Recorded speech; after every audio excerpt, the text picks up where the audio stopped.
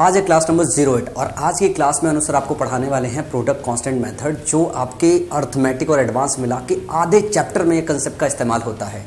अगर आप चाहते हो सही माने में मैथ को स्पेशल बनाना तो क्लास नंबर 1, 2, 3, 4, 5, 6, 7 एंड नाउ जो 8 है ना, इसको एक तो 0 से स्टार्ट करके आखिरी तक देखना है। लेकिन जो बच्चा क्लास नंबर 01 से लेके क्लास नंबर 7 तक मिस कर गया है तो 8 ऐसी क्लासेस में इतने पावरफुल टूल पढ़ाए अनु सर ने, जिससे आपके मैथ्स जो है आसान भी बनेगा और 100% स्कोर भी बनेगा। अगर मैं प्रोडक्ट कांस्टेंट मेथड जो आज का मेथड होने वाला है, अगर इसमें कुछ चैप्टरों का नाम लूँ तो सबसे ज़्यादा ये इस्तेमाल होता है टाइम, स्पीड एंड डिस्टेंस पे, टाइम एंड वर्क में होता है, SICI में होता है, एवरेज में होता है, मेंसुरेशन में होता है। ऐसे मिला जुला के आधे चैप्टर्स में इसका इस्तेमाल होता है।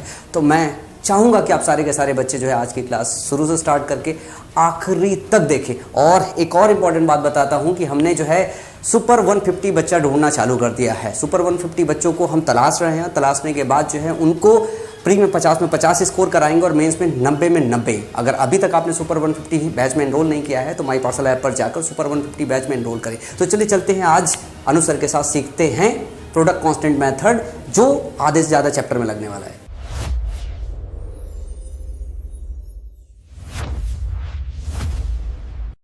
नमस्कार। आज का टॉपिक बहुत इंपॉर्टेंट है आप सबके लिए, product constant method. In short अगर बताऊं इस टॉपिक के बारे में तो ये टॉपिक मैथमेटिक्स के आधे से ज्यादा चैप्टर्स में यूज होता है। आप यहीं से इसका अंदाजा लगा सकते हो कि आज का जो सेशन रहने वाला है वो कितना इंपॉर्टेंट है आप सबके लिए। अर्थमेटिक में जो आपको सबसे टफ टॉपिक लगता है ना, time, speed, distance, more than 80% question उस टॉपिक के सिर्फ इस एक सिंगल कॉन्सेप्ट से सॉल्व होते हैं। Time and work, average, percentage, profit loss, SI, ratio, mensuration, पता नहीं कितने टॉपिक में सिर्फ ये एक कॉन्सेप्ट हर जगह पर काम अपना कर। तो अब इस कॉन्सेप्ट में है क्या, वो सीखना बहुत जरूरी है। उसके साथ साथ इस कॉन्सेप्ट को यूज कैसे करना है, अप्लाई कैसे करना है और मैक्सिमम बेनिफिट इस कॉन्सेप्ट का कैसे उठा सकते हैं, वो सारी चीजें आपको आज के सेशन में समझाई जाए। मैं अगर सवालों की एक मिनट थोड़ी सी एक झलक दिखा दूं तो आप देख सकते हो आज का जो पहला सवाल वो किस टॉपिक से है, टाइम एंड वर्क टॉपिक से। थोड़ा सा अगर और आगे बढ़ जाते हैं, अगला सवाल कहां से है, TSD, time speed distance topic से है। थोड़ा सा अगर और आगे बढ़ जाते हैं, ये टॉपिक फिर से TSD। अब ये क्वेश्चन है कि एक 10 किलोमीटर प्रति घंटे की गति से चल रहा है, अपने चलने के 20 घंटे बाद B 15 किलोमीटर प्रति घंटे की गति से उसको पीछे अपनी साइकिल चलाता है। B प्रारंभिक बिंदु से कितनी दूरी पर A को पकड़ेगा। आपको पता है ये क्वेश्चन चोर पुलिस वाले क्वेश्चन की तर्ज पर है और 2023 का एक सिंगल पेपर ऐसा नहीं था जिसमें वो सवाल ना पूछा गया, इवन 24 में भी पूछे गए। अब इस सवाल को सॉल्व करने के लिए आप लोग नो डाउट अपने सही मेथड यूज करते होंगे, लेकिन अगर हम इस सवाल को भी बोले कि हम इसे प्रोडक्ट कांस्टेंट मेथड से बहुत आसानी से बहुत बेहतर तरीके से सॉल्व कर सकते हैं तो शायद बात इंटरेस्टिंग है। और ना सिर्फ ये दो टॉपिक, और अगर हम आगे बढ़ते हैं, अगला सवाल किस टॉपिक से है, ये वस्तु की कीमत 25% कमी आ रही है, ये आपका परसेंटेज का सवाल है। और अगर आगे बढ़ जाए, आप यहां से एक अंदाजा, अंकित मूल्य, प्रॉफिट एंड लॉस का सवाल है। मतलब आप समझ पा रहे हो कि आज की सीट में हर एक टॉपिक से सवाल लिए गए हैं। आज के सवालों का कलेक्शन निकालने में मुझे ज्यादा कठिनाई नहीं हुई क्योंकि सवाल भर भर के थे इस टॉपिक से, इस कॉन्सेप्ट से रिलेटेड। तो मैंने कहा हर एक टॉपिक से कुछ एक सवाल जरूर लेकर के जाया जाए, तो इन बच्चों को सिखाया और समझाया जाए कि कैसे प्रोडक्ट कांस्टेंट मेथड अप्लाई होता है। मैं इन शॉर्ट इसको PCM मेथड बोलता हूं, PCM, प्रोडक्ट कांस्टेंट मेथड। तो आज का पूरा सेशन सिर्फ इस टॉपिक के नाम रहेगा और इस टॉपिक को आपको बहुत गहराई से बहुत अच्छे से सीखना है, सिखाऊंगा भी, अप्लाई करना भी सिखाऊंगा। चलिए फिलहाल शुरुआत करते हैं आज का सेशन। और ये आपका, मैंने पहले ही बोला था कि top 50 concept of math series है और इसमें हम लोग अभी तक 7 सेशन कंडक्ट कर चुके हैं। जिन लोगों ने भी स्टार्टिंग के सेशन नहीं देखे, मेरा यही कहना है कि अगर इस सीरीज का पूरा फायदा उठाना चाहते हो, ये पूरे के पूरे 50 लेक्चर का अगर पूरा फायदा उठाना चाहते हो, तो लेक्चर 1 से देखना स्टार्ट करना, क्योंकि आप देख सकते हो कि जो टॉपिक्स हैं उनको एक सीक्वेंस में अरेंज किया गया है। तो नो डाउट अगर आप बीच से पढ़ना शुरू करोगे तो समझ में तो आएगा, लेकिन जितना बेनिफिट इस सीरीज का मिलना चाहिए वो शायद आपको नहीं मिल पाएगा। तो इसलिए स्टार्टिंग से एक एक टॉपिक को कंप्लीट करते जाना। अगर आप 20 से जुड़ रहे हैं तो आपके लिए सजेशन है कि आप लेक्चर 1 पे पहुंचो। इसीलिए आपके लिए अलग से एक प्लेलिस्ट बनवा दी गई है, ये टॉप 50 कॉन्सेप्ट ऑफ मैथ की। तो अभी तक हम इसमें 7 लेक्चर कर चुके हैं। कल हम लोगों ने सर्ट्स एंड इंडाइसिस पर लेक्चर किया था, और आज का है आपका प्रोडक्ट कांस्टेंट मेथड। और इसका टॉपिक नेम आप खुद देख लो, यूनिवर्सल। बाकी सब जगह पर टॉपिक है, लेकिन इसका यूनिवर्सल इसीलिए रखा गया है क्योंकि ये हर टॉपिक में लग जाता है जाके। तो किस टॉपिक का नाम डाल दे, जिसका नाम डाल दिया दूसरा बुरा मान जाएगा कि हमारा क्यों नहीं डाला, हमारे में भी तो यूज होता है। तो इसलिए इसको यूनिवर्सल नाम दे दे कि भाई तुम सभी टॉपिक में लग जाते। आज हम लोग इस कॉन्सेप्ट को, ठीक है, चलिए शुरुआत करते हैं आज का सेशन। और हाँ, ये जो सीरीज आपको बताई थी ये 50 लेक्चर की सीरीज है। 17 लेक्चर का डिटेल ये हो गया, फिर उसके बाद में 18 से लेकर के 34 लेक्चर का डिटेल ये हो गया। आप देख सकते हो कि मैथमेटिक्स पूरी कंप्लीट कवर कर रहे हैं हम लोग इस सीरीज में, चाहे वो एडवांस के सेक्शन हो, मेंसुरेशन हो, टिग्नो हो, अलजेब्रा हो, ज्योमेट्री पहले हो चुकी है, percentage, profit loss, CI, SI, ratio, mixture, alligation, सारे टॉपिक कवर्ड है, ठीक है।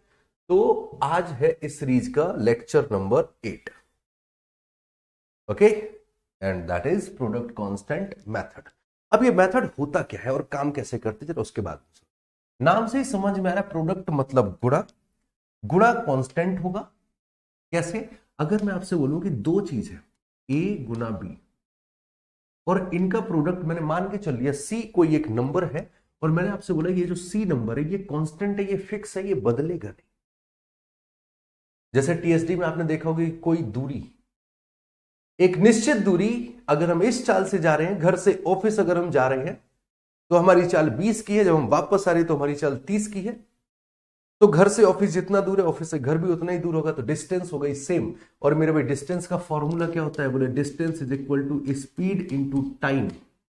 यहां पर अगर डिस्टेंस को सेम कर दिया जाए तो बन गया प्रोडक्ट कांस्टेंट, हो गया, यस और नो। और आप खुद बताइए कि ये शब्द कितने बार सवालों में यूज होता है कि एक निश्चित दूरी, आपको भी पता है। एक और बात, वर्क बराबर होता है एफिशिएंसी इनटू टाइम। अगर आपकी एफिशिएंसी 5 यूनिट काम करने की और आपसे 10 दिन काम कराया जाए तो आप कितना काम कर देंगे, बोले सर 50 यूनिट। और आपने ये कितने बार सवालों में पढ़ा है कि एक कार्य को ए कर रहा है इतने दिन में, बी कर रहा है इतने दिन में, वही कार्य मतलब वर्क हो गया सेम, प्रोडक्ट हो गया कांस्टेंट, लग गया प्रोडक्ट कांस्टेंट में। ऐसे कितने जगह पर एक्सपेंडिचर, खर्च क्या होता है, बोले सर प्राइस इनटू क्वांटिटी। शक्कर का प्राइस है, उसकी मात्रा है 20 रुपए किलो, अगर शक्कर है 5 किलो खर्च कर रहे तो एक्सपेंडिचर कितना होगा, बोले सर 100 हो जाएगा, गुणा के बराबर है। और आपने जाने कितने सवालों में देखा है कि एक्सपेंडिचर वही रहे, एक्सपेंडिचर नहीं बदलना चाहिए, लग गया प्रोडक्ट कांस्टेंट मेथड। तो समझते हैं कि यार ये प्रोडक्ट कांस्टेंट मेथड कैसे यूज होता है। देखिए, तो ए और बी दो संख्याओं का प्रोडक्ट अगर सी है और जिसको हमने बोल दिया कि ये कांस्टेंट है, अब मैं आपसे बोल रहा हूं कि यहां पर कोई भी न्यूमेरिक वैल्यू रखिएगा, न्यूमेरिक वैल्यू कोई भी अगर रख लेते, जैसे फॉर एग्जांपल आपने ए बराबर 8 ले लिया और बी बराबर आपने 12 ले लिया, तो इन दोनों का प्रोडक्ट कितना हो जाएगा, तो आप कहेंगे सर 12 × 8 = 96, इन दोनों का गुणा हो जाएगा 96।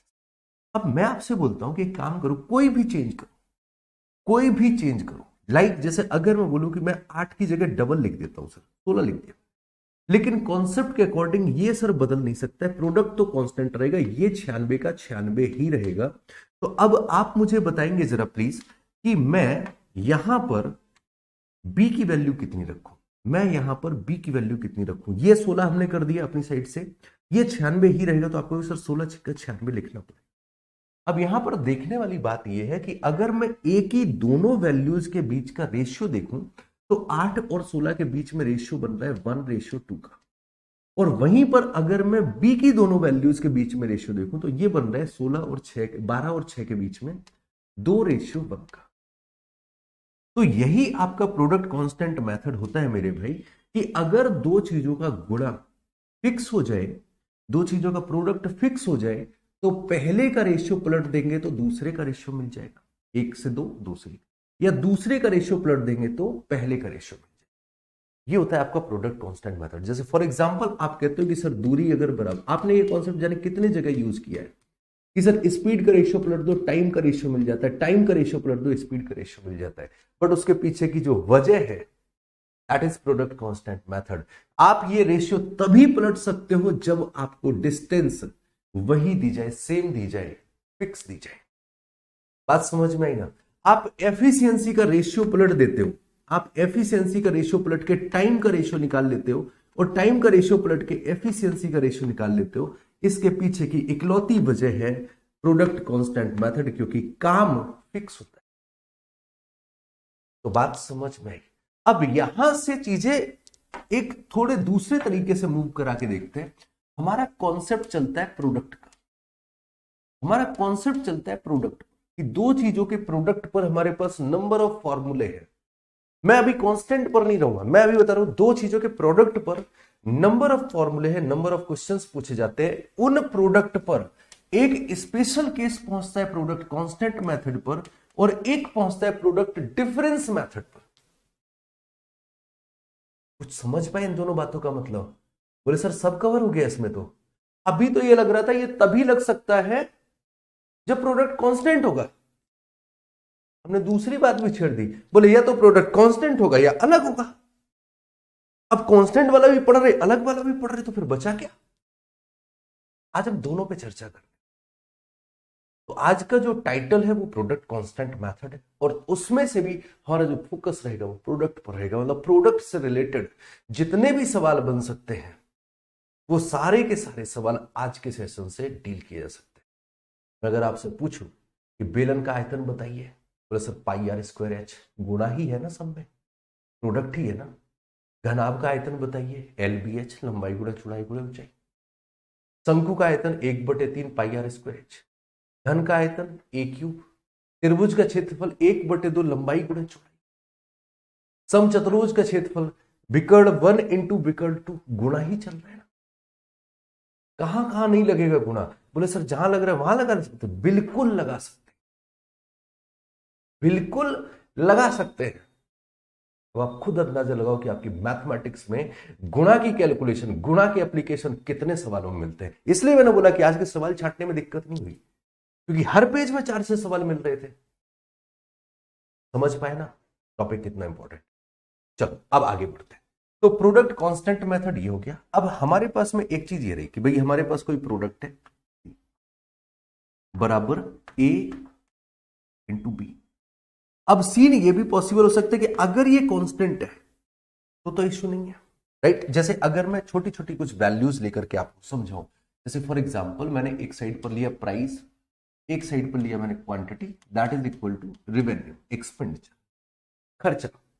अब अगर मैं आपसे बोल रहा हूं, बात को जरा समझिएगा, मैंने आपसे बोला कि 20 रुपए केजी की चीनी है और अगर 5 किलो हम खा रहे तो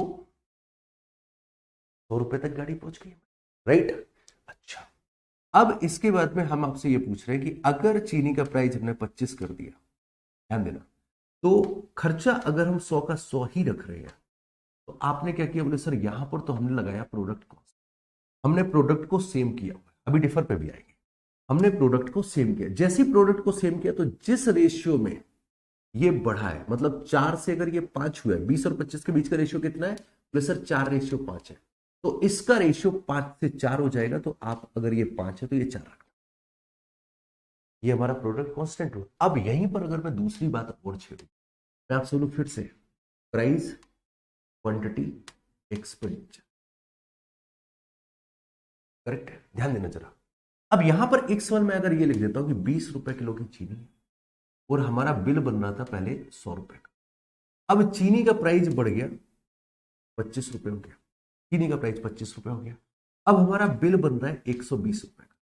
तो मुझे बताओ क्वांटिटी का रेशियो कितना जाएगा? ये भी प्रोडक्ट पे ही है। तो अब एक बात समझो यार जरा, यहां पर तुम्हारा कैसे काम चलेगा, इसको जनरली आप कैसे लिखते हो? आप ऐसे लिखते हो कि सर प्राइस जो है, प्राइस जो है वो है रेशियो 4:5 के रेशियो में, प्राइस जो है वो 4 और 5 के रेशियो में, क्वांटिटी गायब है, अपॉन एक्सपेंडिचर अगर देखा जाए तो सर 5 और 6 के रेशियो में, राइट। तो अब करना क्या रहेगा, इसके लिए हमें कार्यक्रम क्या करना रहेगा? बोले सर इसको गुणा करके यहां लिखो, पचम कितना हो जाएगा? बोले सर 25। इसको गुणा करके यहां लिख दो, 6 चौको कितना हो जाएगा? 24। ये भी तो रेशियो आपसे पूछा जाता है ना। हम इस पर नेट इफेक्ट लगाते हैं, हम इस पर सक्सेसिव, अब सक्सेसिव परसेंटेज कितने जगह यूज होता है? यही तो है successive percentage, net effect. Net effect यही लगता है। तो बोले सर क्या यहां पर हम प्रोडक्ट का क्रॉस कर सकते हैं? बिल्कुल कर सकते हैं। क्या सिर्फ क्वांटिटी पे कर सकते हैं? नहीं, ऊपर भी कर सकते हैं। तो मैंने अभी आपको कॉन्सेप्ट हल्का सा समझाया कि हम दोनों चीजें कवर करने वाले हैं, बट हमारा ज्यादा से ज्यादा फोकस यहां रहेगा। और जहां पर भी आपको दो चीजों का प्रोडक्ट सेम दिख जाए, आप सीधे क्या बोलोगे? बोले एक की वैल्यू पलटेंगे, दूसरे की वैल्यू मिल जाएगी। अगर हमें पी का रेशियो 4 से 5 है तो प्रोडक्ट कांस्टेंट होने पर ये रेशियो 5 से 4 हो जाएगा। ये हमारा आज का कॉन्सेप्ट, ठीक है। जैसे अगर मैं आपको एक छोटा सा सवाल दूं, मैं आपसे पूछ रहा हूं कि ए किसी दूरी को 20 किलोमीटर पर आवर की स्पीड से 20 किलोमीटर पर आवर की स्पीड से 6 घंटे में ट्रेवल करता है, 6 घंटे में ट्रेवल करता है। वही दूरी अगर ये 30 किलोमीटर पर आवर की स्पीड से ट्रेवल करे तो इसे कितना टाइम लगेगा? अब जैसे ही हमने बोला कि वही दूरी, तो डिस्टेंस तो हो गई मेरे भाई सेम, डिस्टेंस तो हो गई सेम। तो आप क्या बोलोगे? बोले सर स्पीड का जो रेशियो बनेगा उसको पलटने पर टाइम का रेशियो मिल जाएगा, टाइम का रेशियो पलटने पर स्पीड का रेशियो मिलेगा। टाइम स्पीड का रेशियो है कितना? बोले सर स्पीड का रेशियो है 2:3। तो इसका मतलब टाइम का रेशियो हो जाएगा 3:2। अगर 3 बराबर 6 के है तो 2 बराबर कितने के हो जाएगा? बोले सर 2 बराबर हो जाएगा 4 घंटे के। अब नो डाउट ये सवाल को हम ऐसे भी कर सकते थे कि 20 किलोमीटर में 6 घंटे में जा रहे हैं तो 20 छक्का 120 किलोमीटर की दूरी हो गई, और उसको हम 30 की स्पीड से अगर ट्रेवल कर रहे हैं तो 4 घंटे लगेंगे। तो सर ऐसे कर सकते, फिर ये सीखने की क्या जरूरत मेरे भाई? ये स्टार्टिंग क्वेश्चन है किसी भी टॉपिक का, पीएचडी का। स्टार्टिंग क्वेश्चन को आप इस तरीके से डील कर सकते हो, लेकिन जब थोड़ा सा डिफिकल्ट क्वेश्चन आना शुरू हो जाएगा तब क्या करने वाले हैं? जैसे अभी हमने एक सवाल आपको बोर्ड पर दिखाया था, अब उस पर इतनी जल्दी दिमाग नहीं चलेगा, लेकिन वहां प्रोडक्ट कांस्टेंट चलेगा। ब्रेकेज वाले सवाल, एक बस है बिना रुके अगर जा रही है तो उसकी एवरेज स्पीड निकल के आ रही है 80 किलोमीटर पर आवर, अगर रुक रुक कर जा रही है तो 70 किलोमीटर पर आवर की स्पीड आ रही है। बताओ वो 1 घंटे में कितने मिनट रुकती है? आपके सवाल पूछा जाता है, हाँ या ना? बोले हाँ। मैंने कहा यहां पर भी प्रोडक्ट कांस्टेंट मेथड लग रहा है। फिर आता है चोर पुलिस वाला सवाल, बोले उसमें भी लगेगा? बोले हाँ उसमें भी लगेगा। फिर एक सवाल यह आता है कि एक आदमी घर से ऑफिस जा रहा है, 30 किलोमीटर की स्पीड से घर से ऑफिस गया, तो जब ऑफिस पहुंचा तो 10 मिनट लेट हो गया बेचारा। अगले दिन वो घर से जब निकल रहा ऑफिस तो उसने 30 की बजाय 40 की स्पीड से गाड़ी चलाई और वो 15 मिनट पहले पहुंच गया। बताओ घर से ऑफिस कितना दूर है? अगेन मैं बोलूंगा प्रोडक्ट कांस्टेंट मेथड लगेगा। क्यों? क्योंकि दोनों केसेस में डिस्टेंस सेम है। बात समझ में आई ना? तो इसलिए ये टॉपिक, ये जो कॉन्सेप्ट है, ये इतना ज्यादा कठिन नहीं है, बट इसका यूज करने का जो तरीका है वो आना चाहिए, वो सीखने की जरूरत है। तो कॉन्सेप्ट तो बस इतना से, आप इस कॉन्सेप्ट के एप्लीकेशन वो आपके लिए ज्यादा जरूरी, करेक्ट है? तो शुरुआत करते हैं अपने सेशन की और आगे बढ़ते हैं, अपने सवालों पर देखते हैं। जैसे पहला क्वेश्चन है आपके पास में कि ए बी की तुलना में 40% अधिक एक्सपर्ट है। सीजीएल 2023 का सवाल है भाई।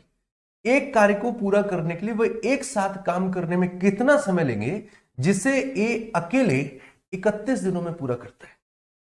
अब जैसे ही इन्होंने बोला कि ए बी से 40% अधिक कुशल है, तो जरा मुझे एफिशिएंसी का रेशियो बताइए ए और बी का। ए और बी का एफिशिएंसी का रेशियो बताइए, तो रेशियो कितना हो जाएगा? बोले बी से 40% ज्यादा। 40% मतलब 2 बटे कितना हो जाएगा भाई? 5। मतलब अगर बी की एफिशिएंसी को मैं 5 मान लूं तो ए की एफिशिएंसी कितनी हो जाएगी? राइट। चलिए अच्छा, अब इसके बाद इन्होंने सवाल को बहुत ज्यादा आसान कर दिया। ये इस लेवल का सवाल ही नहीं है, इस सवाल में कुछ और एक एक्टिविटी और होना चाहिए। तो देखो जो सवाल है वो तो रहेंगे ही रहेंगे, उससे रिलेटेड क्या क्या सवाल और पूछे जा सकते हैं हम लोग उन पर भी बात करें। फिलहाल ये क्वेश्चन बहुत आसान है आपके लिए। इन्होंने बोला कि अब तुम्हारे पास दोनों की एफिशिएंसी आ गई। बोले ए अगर अकेले 31 दिनों में काम कर रहा है, ए की एफिशिएंसी कितनी है? 7 की है। तो अगर 7 की एफिशिएंसी है, एफिशिएंसी 7 की है और ये 31 दिनों में काम कर रहा है, तो डेज कितने लग गए? बोले सर 31 दिन लग गए। तो क्या ये हमारे पास वर्क हो गया? क्या ये हमारे पास वर्क हो गया कि work is equal to efficiency into days? यही करते राइट। तो ये हमारे पास टोटल काम हो गया। अब आपसे पूछा जा रहा है कि अगर ये दोनों एक साथ काम करें, दोनों करेंगे तो 7 यूनिट और 5 यूनिट वाले बंदे, 12 यूनिट वाले बंदे इस काम को कितने दिन में करेंगे? तो आपको सर डिवाइडेड बाई 12, इनका गुणा करेंगे 7 या 21, 217/12, 217/12 ऑप्शन ए करेक्ट है। लेकिन सवाल तो असली ये था ही नहीं। अब इसी तर्ज पर एक सवाल और पूछा। अब वो क्वेश्चन जरा नोट करना। सवाल ये रहता है कि ए बी की तुलना में 40% ज्यादा कुशल है, इसलिए अब चूंकि ज्यादा कुशल है तो बी से कम टाइम लेगा, इसलिए वो बी से 31 दिन कम लेता है। क्वेश्चन ये है, ए बी से 40% ज्यादा कुशल है, इसलिए वो बी से 31 दिन कम लेता है। तो बताइए दोनों मिलकर कितने दिन में काम करेंगे? ये तुम्हारे एग्जाम का सवाल है। अब अगर यह सवाल अगर हमने बना दिया तो उस जगह पर आपका सॉल्यूशन क्या होने वाला है? सवाल को हमने हल्का सा चेंज कर दिया, हल्का सा अपडेट कर दिया। इस जगह पर आपका सॉल्यूशन क्या होने वाला है इसकी अगर हम बात करें, हमने सिर्फ और सिर्फ ये बोला कि ए बी से 31 दिन कम में, 31 दिन कम में। अब एक बात समझिए, इसको कैसे करना है सवाल को वो समझिए। इन्होंने बोला है कि ए और बी की एफिशिएंसी 5 और 7, 7 और 5 की है, काम वही चल रहा है। और अगर काम वही चल रहा है मतलब वर्क हो गया फिक्स, और जैसे ही वर्क फिक्स हो गया तो अगर हम एफिशिएंसी का रेशियो पलट देते ना भाई, तो हमें क्या मिल जाएगा? हमारे पास एफिशिएंसी का रेशियो 7 और 5, अगर हम इसको पलट देंगे तो क्या हमें वर्किंग डेज का रेशियो मिल जाएगा? और वर्किंग डेज का रेशियो है मेरे भाई 5 से 7। तुम्हारे हिसाब से एक कितना दिन कम ले रहा है? 2 दिन। सवाल के हिसाब से ए बी से कितना दिन कम ले रहा है? 31 दिन। तुम्हारे हिसाब से जो 2 दिन कम हो रहे थे वो सवाल के हिसाब से 31 है, तो क्या हम ये लिख सकते हैं कि 2 बराबर 31 दिन के? तो 1 बराबर हो जाएगा भाई 31/2 दिन। अब यहां से मैं किसी की वैल्यू निकाल सकता हूं, तो 5 बराबर कितना हो जाएगा? बोले सर 31 पंचे 155/2 दिन। मतलब ए उस काम को 155/2 दिन में पूरा कर सकता है। उसी तरीके से अगर हम बी की वैल्यू निकालना चाहें तो 217/2 कर लेंगे कि बी इतने दिन में काम कर रहा है। अब अगर हमने वर्किंग डेज निकाल लिया, एफिशिएंसी निकाल ली, तो हमारे पास एफिशिएंसी अगर 7 है तो वर्किंग डेज है 155/2, और इस हिसाब से ये हमारा बना पूरा काम। और सवाल कह रहा है दोनों मिलकर कितने दिन में काम करेंगे, तो बोले सर ये पूरा काम 12 की एफिशिएंसी से खत्म कराना है। नाउ कैलकुलेट और आपका आंसर आ जाएगा। दैट मींस यहां पर एफिशिएंसी का रेशियो पलट के वर्किंग डेज का रेशियो आता है, वर्किंग डेज का रेशियो पलट के एफिशिएंसी का रेशियो आता है। समझ में आया पीछे का लॉजिक क्या है? Product constant method. तो अब एक सवाल टाइम एंड वर्क का और हो जाए जरा आपके सामने। ये क्वेश्चन दिया गया है, इतना आप समझ गए। बोले सर काम अगर सेम है तो वर्किंग डेज पलटो एफिशिएंसी आएगी, एफिशिएंसी पलटेंगे वर्किंग डेज आएगी।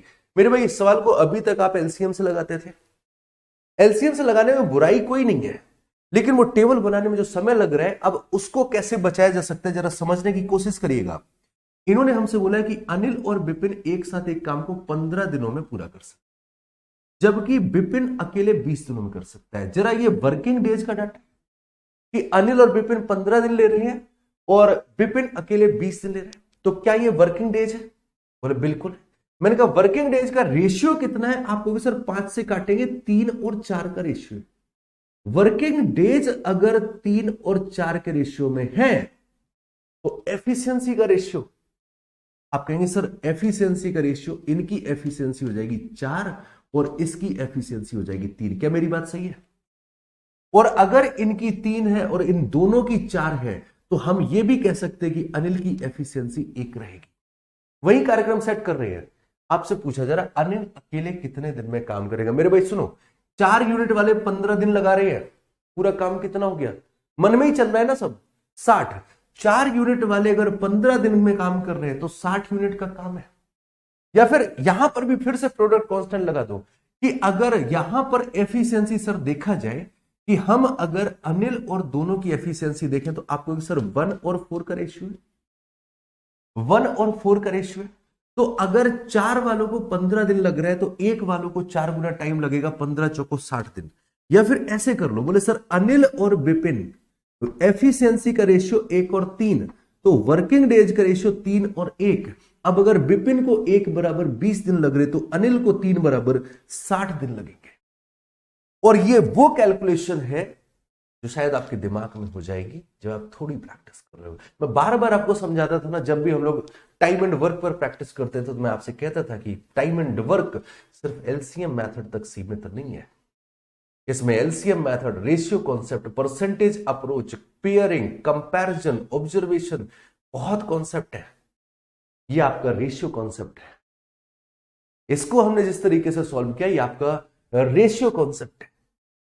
एक और सवाल ट्राई मारते हैं, अगले क्वेश्चन को देखते हैं। जरा ये सवाल देखिएगा क्या है। एक लड़का साइकिल से अपने घर और स्कूल के बीच एक निश्चित दूरी, जैसे ही इन्होंने निश्चित दूरी बोली, इसका मतलब बोले सर डिस्टेंस बराबर होता है स्पीड इंटू टाइम, और सवाल ने निश्चित दूरी बोल करके डिस्टेंस को कर दिया है फिक्स। तो हम ये तय बात मान सकते हैं कि स्पीड का रेशियो टाइम के उल्टे, टाइम का रेशियो स्पीड के उल्टे चलेगा। आगे जरा सवाल को हमने आगे बढ़ाया। बोले जब वो 15 की स्पीड से जा रहा था तो वो 10 मिनट लेट पहुंचा।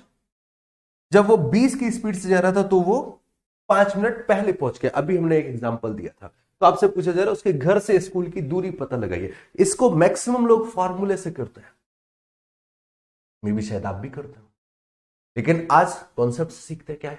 बोले सर देखो डिस्टेंस फिक्स है, निश्चित दूरी है, तो स्पीड का रेशियो कितना है। बोले सर एक स्पीड हमें दी गई है 15 किलोमीटर पर आवर, एक स्पीड हमें दी गई है 20 किलोमीटर पर आवर। तो अगर मैं यहां से स्पीड का रेशियो निकालूंगा तो 15 और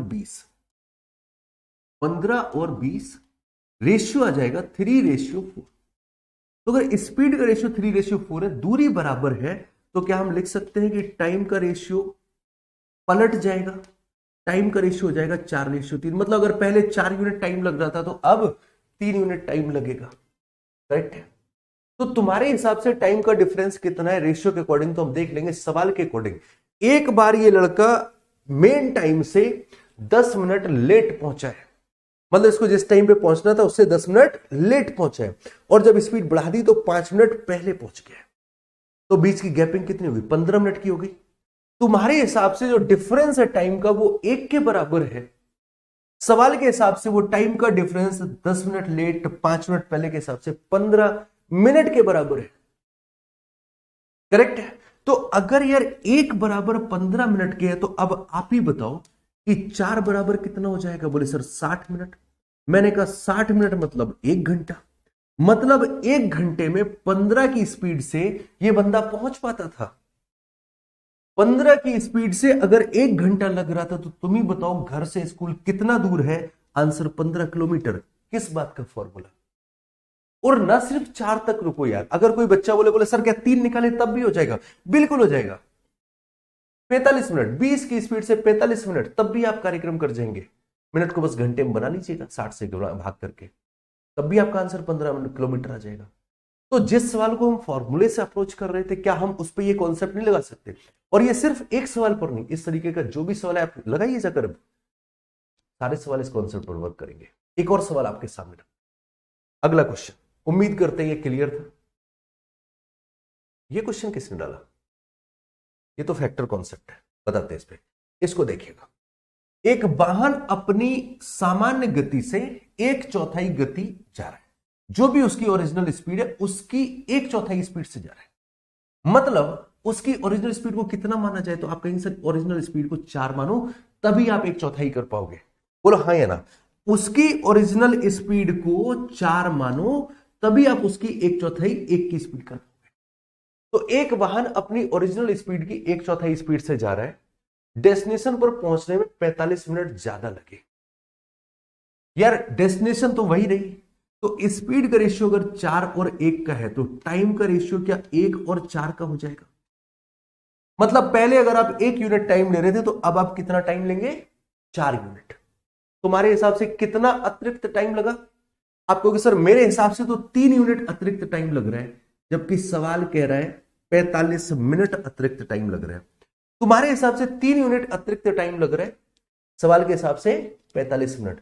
तो ओरिजिनल टाइम तुम्हारे हिसाब से 1 बराबर कितना हो जाएगा। बोले सर 15 मिनट। हो गया सवाल है कहीं पर, ऑप्शन बी, सीपीयू 2023 का सवाल है।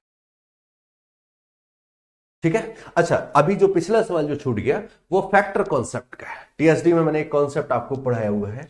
मैंने आपको बताया कि जब फैक्टर कॉन्सेप्ट पर बेस्ड क्वेश्चन आता है, चूंकि सवाल आ गया है तो छोड़ूंगा तो नहीं, अगर स्क्रीन पर कोई भी क्वेश्चन आए तो डिस्कस तो जरूर होता है, फिर तो डिस्कस जरूर कर देते, बट ये फैक्टर कॉन्सेप्ट और ये वो सवाल है जिसको आप या तो ऑप्शन की मदद से सॉल्व करते हैं या फिर एक आधे पेज का सॉल्यूशन क्वेड्रेटिक बना के सॉल्व करते हैं। और मैंने बताया था कि इस सवाल को आप फैक्टर कॉन्सेप्ट से लगाएंगे, और अगर आप मेंस की अगर आपने सीरीज देखी होगी तो डेफिनेटली वहां पर ये सब डिस्कशन हुआ होगा। जब इस सीरीज में, ये top 50 concept of the math series में जब टीएसडी का नंबर आएगा तो वहां पर जरूर से जरूर फैक्टर कॉन्सेप्ट डिस्कस होगा, क्योंकि बहुत इंपॉर्टेंट कॉन्सेप्ट है। अब वो कॉन्सेप्ट क्या है कि जब आपके सामने कोई एक डेस्टिनेशन दे दी जाए 1200 किलोमीटर की, कि 1200 किलोमीटर की एक दूरी है, अब यहां पर स्पीड में कुछ भी वो डिफरेंस करेंगे, स्पीड को कम करेंगे या ज्यादा करेंगे। अगर स्पीड को कम करेंगे तो उसी के रिस्पेक्ट में टाइम ज्यादा होगा, और अगर स्पीड को ज्यादा करेंगे तो उसी के रिस्पेक्ट में टाइम कम होगा। तो एक डाटा आपको दिया जाएगा, बोले अब इन्होंने बोला है कि व्यक्ति एक्स को दूसरे व्यक्ति की तुलना में 5 घंटे कम टाइम लगा। 5 घंटे कम टाइम लगा, क्यों लगा? क्योंकि एक्स की तुलना में 40 किलोमीटर स्पीड कम है, वाई की स्पीड कम थी, इसलिए उसे ज्यादा टाइम लगेगा, एक्स को कम लग रहा है। तो स्पीड का डिफरेंस हो गया, टाइम का डिफरेंस हो गया, डिस्टेंस हो गया। फैक्टर कॉन्सेप्ट बस सिर्फ इतना है कि 1200 डिस्टेंस इनटू स्पीड का डिफरेंस कितना है, 40 अपॉन 5। इनके ऐसे टुकड़े करो जिनका डिफरेंस 40 है। तो डिफरेंस 40 का जुगाड़ भी मैंने बताया था कि एक 40 तो यहीं से रख लो नीचे, ये आ गया, एक 40 यहां से निकाल लिया, दूसरा 40 मिल गया। 40 अगर निकालिए तो बचा कितना? बोले सर 30। मैंने कहा 5 से काटना भी तो है। अब 6 के ऐसे टुकड़े कर दो, 6 के ऐसे टुकड़े कर दो जिनमें एक का डिफरेंस है। बोले सर 2 यही 6, 2 इधर भेज दो, 3 इधर भेज दो। ये दोनों आपकी स्पीड है, ये दोनों आपकी स्पीड है। This is factor concept. इस सवाल को आप सॉल्व करते रहेगा, आप ऑप्शन से करते होंगे डेफिनेटली, या एक्स वगैरह मानकर करते हो, ये फैक्टर कॉन्सेप्ट तरीका है। अब एक स्पीड एक बंदे की होगी, दूसरे बंदे की। इन्होंने क्या पूछा है? पूरी यात्रा करने में वाई को कितना समय लगा। अब देखो, एक्स को वाई की तुलना में 5 घंटे कम लगते हैं, मतलब एक्स की स्पीड ज्यादा है तो वाई की स्पीड कम होगी। 80 की स्पीड, पूरी यात्रा करने में वाई को कितना टाइम लगा? 80 की स्पीड से 1200 किलोमीटर जाने में 15 घंटे का टाइम लगेगा। ऑप्शन डी हायर सेकेंडरी में आया वो सवाल है। तो ये फैक्टर कॉन्सेप्ट कभी और की चर्चा है, आज का तो मुद्दा ये है, आज तो चर्चा इस पे करेंगे। तो अभी जितना भी हमने प्रोडक्ट कांस्टेंट मेथड में टाइम एंड वर्क और टीएसडी में सवाल लगवाए, अभी और कार्यक्रम चलेगा। आज लगभग तुम्हारे लिए 32-35 क्वेश्चन है और तुम सारे सवाल लगाओगे। आज स्टार्टिंग के कुछ सवाल बस मैं बता रहा हूं, फिर तो तुम्हें लगाने हैं और लगाओगे सब। अब क्वेश्चन है, एक निश्चित गति से 15 किलोमीटर की दूरी तय करने में 20 से 30 मिनट ज्यादा टाइम लेता है ए। किसी एक निश्चित स्पीड से जब ये ट्रैवलिंग कर रहा है तो 20 से आधा घंटे ज्यादा ले रहा है। लेकिन यदि ए अपनी स्पीड को दोगुना कर दे तो ये वर्ड कुछ दिखा, और जैसे ये वर्ड दिखा दिमाग में पहला थॉट क्या आएगा? बोले दूरी बराबर प्रोडक्ट कांस्टेंट। दूरी बराबर हुई प्रोडक्ट कांस्टेंट मेथड है तो सर स्पीड के बारे में बात कर लेते हैं। तो स्पीड देखो यार, ए नॉर्मल स्पीड से जा रहा था, इन्होंने बोला ए अगर अपनी स्पीड को दोगुना कर दे तो ए की स्पीड का रेशियो कितना है? बोले सर 1:2। पहले अगर ए 1 की स्पीड से जा रहा था तो अब ए 2 की स्पीड से आएगा, स्पीड उसने अपनी कर ली दुगनी। तो जैसे ही ए ने स्पीड दुगनी करी तो ए को लगने वाला टाइम कैसा हो जाएगा? बोले सर 2 से 1 रह जाएगा, आधा रह जाएगा। टाइम का रेशियो आ गया। अब जरा सवाल पढ़ते हैं क्या दे रखा है। तो जब स्पीड इसने दुगनी कर दी तो 20 से 1 घंटा कम ले रहे हैं। फिर एक बात बताना, पहले ये बी को जितना भी टाइम लग रहा था उससे आधा घंटा ज्यादा ले रहा था, अब ये बी से 1 घंटा कम ले रहा है। जैसे फॉर एग्जांपल मैं अगर बोलूं कि बी को 2 घंटे लगते थे तो पहले ए को कितना लग रहा था? 2.5 घंटा, आधा घंटा ज्यादा। अब 1 घंटा कम लग रहा है, अब 1 घंटे में ही पहुंच जा रहा है। मेरा यह पूछना है कि पहले बी से आधा घंटा ज्यादा, अब बी से 1 घंटा कम, तो इन दोनों टाइम में फर्क कितने का आया? 1.5 घंटे का। तुम्हारे हिसाब से 1.5 घंटे का अंतर है, रेशियो के हिसाब से 1 का, 2 से 1 हुआ है। तो रेशियो के हिसाब से 1 का डिफरेंस आ रहा है और सवाल के हिसाब से 1.5 घंटा। तो इसका मतलब 1 बराबर हो गया मेरे भाई 1.5 घंटे के या फिर यहां पर आप लिख सकते हो 2 बराबर 3 घंटे के। मतलब पहले ए 3 घंटे में पहुंच रहा था, अब ए 1.5 घंटे में। करेक्ट है। पूछा क्या है, बी की स्पीड बताइए। बी की स्पीड बताइए। अब एक बात समझिएगा जरा, बी की स्पीड निकालनी है ना आपको, निकालते हैं। यार बी कितना टाइम लेगा, तो आप अगर यहां से देखो, जब 3 घंटे में ट्रेवल कर रहा था तो बी को टाइम कितना लग रहा था, ये बी से आधा घंटा ज्यादा है। बी से अगर ये आधा घंटा ज्यादा है तो बी को टाइम लग रहा था मेरे भाई 2.5 घंटे का। बी को टाइम लग रहा था 2.5 घंटे का।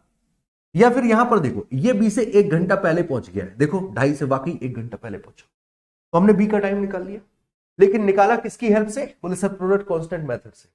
अब यार एक बात समझना, एक निश्चित दूरी 15, एक गति से 15 किलोमीटर की दूरी, 15 किलोमीटर की दूरी अगर ये 2.5 घंटे में ट्रेवल करेगा तो टाइम कितना लगेगा, तो आप फिर से कर दीजिए। बोले sir distance is equal to speed into time.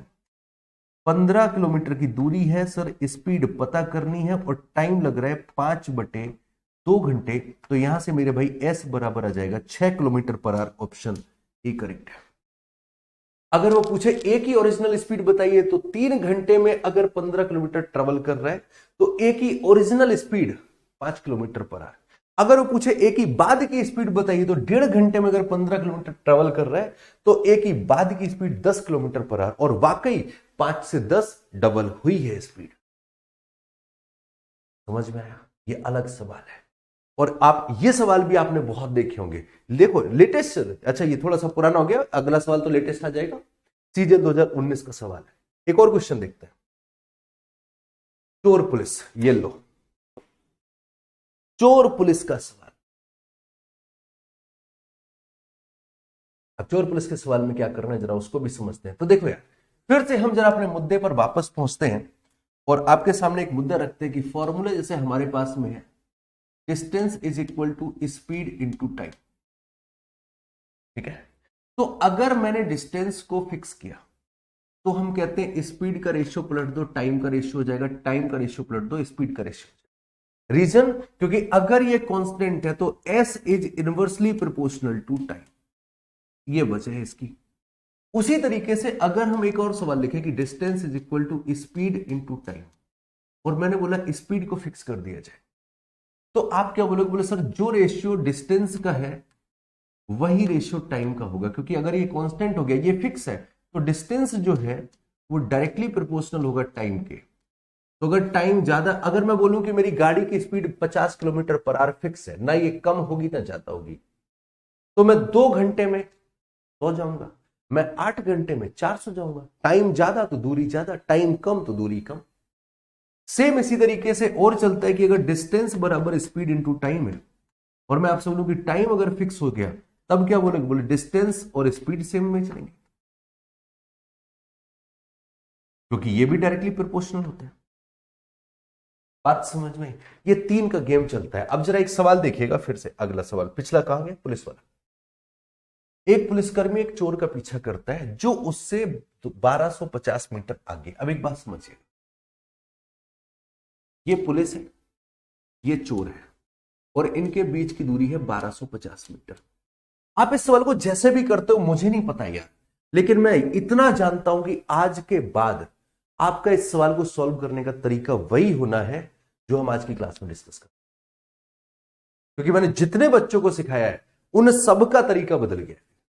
अब क्वेश्चन ये है कि हमें दे रखा है इन्होंने कि पुलिस जो है वो 10 की स्पीड से भाग रही है, पुलिस 10 की स्पीड से पीछा कर रही है, और चोर 8 की स्पीड से पीछा कर, सॉरी चोर 8 की स्पीड से भाग रहा है, पुलिस 10 की स्पीड से पीछा कर रही है। तो पुलिसकर्मी द्वारा पकड़े जाने से पहले चोर द्वारा चली गई दूरी, चोर कितनी दूरी चलेगा, ये आपसे पूछा जाए। ध्यान दीजिएगा, ये सीजीएल 2023 का सवाल। अब देखो करना क्या रहेगा यार, एक बात बताओ, चोर यहां खड़ा है, पुलिस यहां खड़ा है, बोले यहां खड़ा है, मैंने कहा जैसे ही चोर भागेगा पुलिस भी पीछे भागेगी, चेज सेम टाइम पर होता है। ये दोनों ने सेम टाइम पर भागना शुरू किया, और फिर यहां पर भागते भागते आए होंगे, और यहां पर आने के बाद में ये पकड़ लेगा और चेज तुरंत खत्म हो जाएगा, दोनों रुक जाएंगे। ऐसा तो नहीं होगा कि चोर यहां पर धप्पा लग जाए और पुलिस धप्पा मार के और आगे भाग जाए, बोले नहीं अभी हम नहीं रुक रहे, हम पुलिस हम आधे घंटे बाद रुकेंगे। ऐसा तो नहीं करेंगे। दोनों ने एक साथ दौड़ना शुरू किया होगा, दोनों एक साथ दौड़ने पर अपना बंद किया होगा। तो जब दौड़ना एक साथ शुरू किया, दौड़ना एक साथ बंद किया है, तो क्या मैं कह सकता हूं कि सर टाइम सेम है? यस और नो? क्या मैं बोल सकता हूं टाइम सेम है? बोल बिल्कुल। मैंने कहा अगर टाइम सेम है तो कहां गया?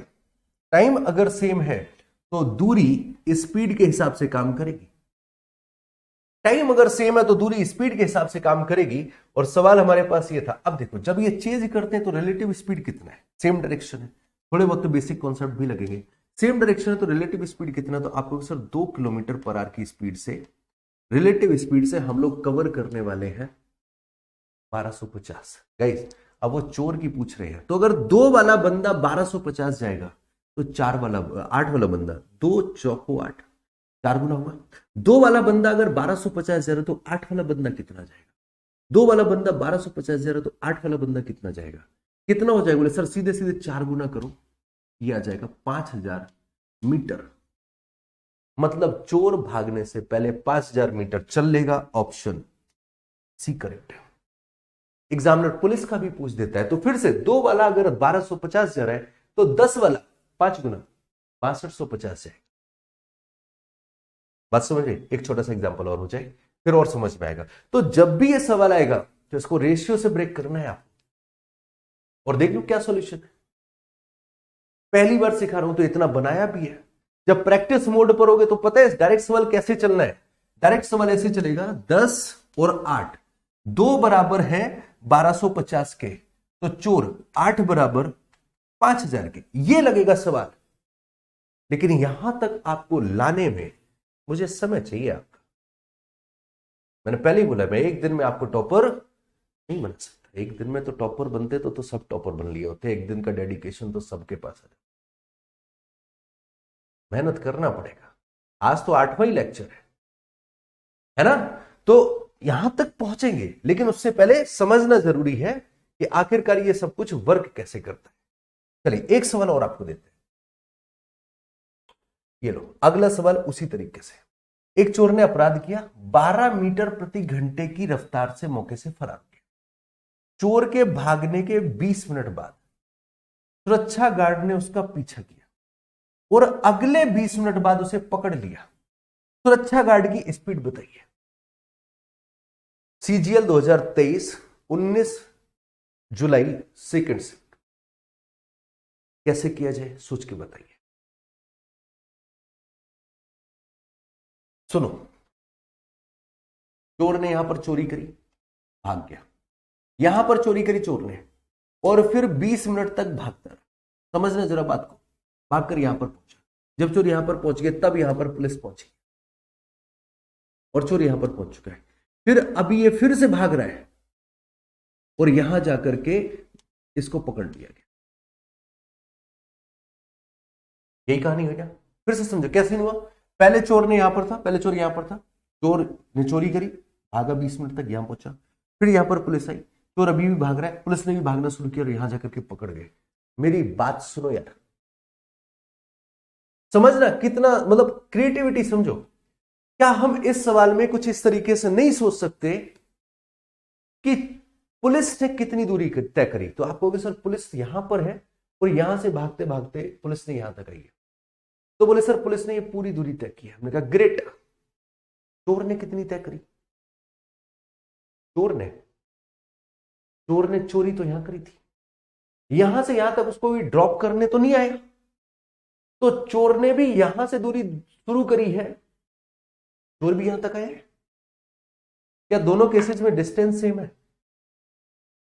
और अगर डिस्टेंस सेम है तो टाइम का रेशियो पलटो, स्पीड का मिलेगा, स्पीड का रेशियो पलटो, टाइम का रेशियो।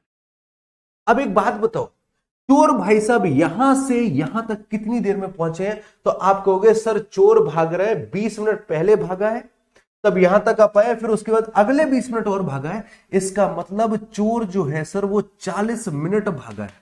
हमने कहा ग्रेट। पुलिस के बारे में क्या कहना है? बोले सर पुलिस तो 20 मिनट बाद आई थी ना, लेट आती है। पुलिस 20 मिनट बाद आई है तो पुलिस ने सिर्फ सर 20 मिनट भागा होगा, तो 20 मिनट में उसने पकड़ लिया होगा, तो पुलिस ने टाइम लगाया होगा 20 मिनट का। अब अगर दूरी वही है, टाइम का रेशियो कितना है? बोले सर टाइम का रेशियो 1:2 का है। अब अगर टाइम का रेशियो 1:2 का है तो स्पीड का रेशियो 2:1 का हो जाएगा या नहीं? स्पीड का रेशियो क्या इनका 2:1 का हो जाएगा या नहीं? बोले बिल्कुल हो जाएगा। अब अगर चोर की स्पीड 12 मीटर प्रति घंटा है, एक बराबर अगर 12 मीटर प्रति घंटा है, तो पुलिस की स्पीड 2 बराबर 24 मीटर प्रति घंटा, ऑप्शन ए। वही चल रहा है आपका प्रोडक्ट कांस्टेंट। मैंने क्या बोला, बस सवालों में, क्वेश्चन में मेथड को अप्लाई करना सीखना। अभी एक और सवाल देखते हैं आपके सामने।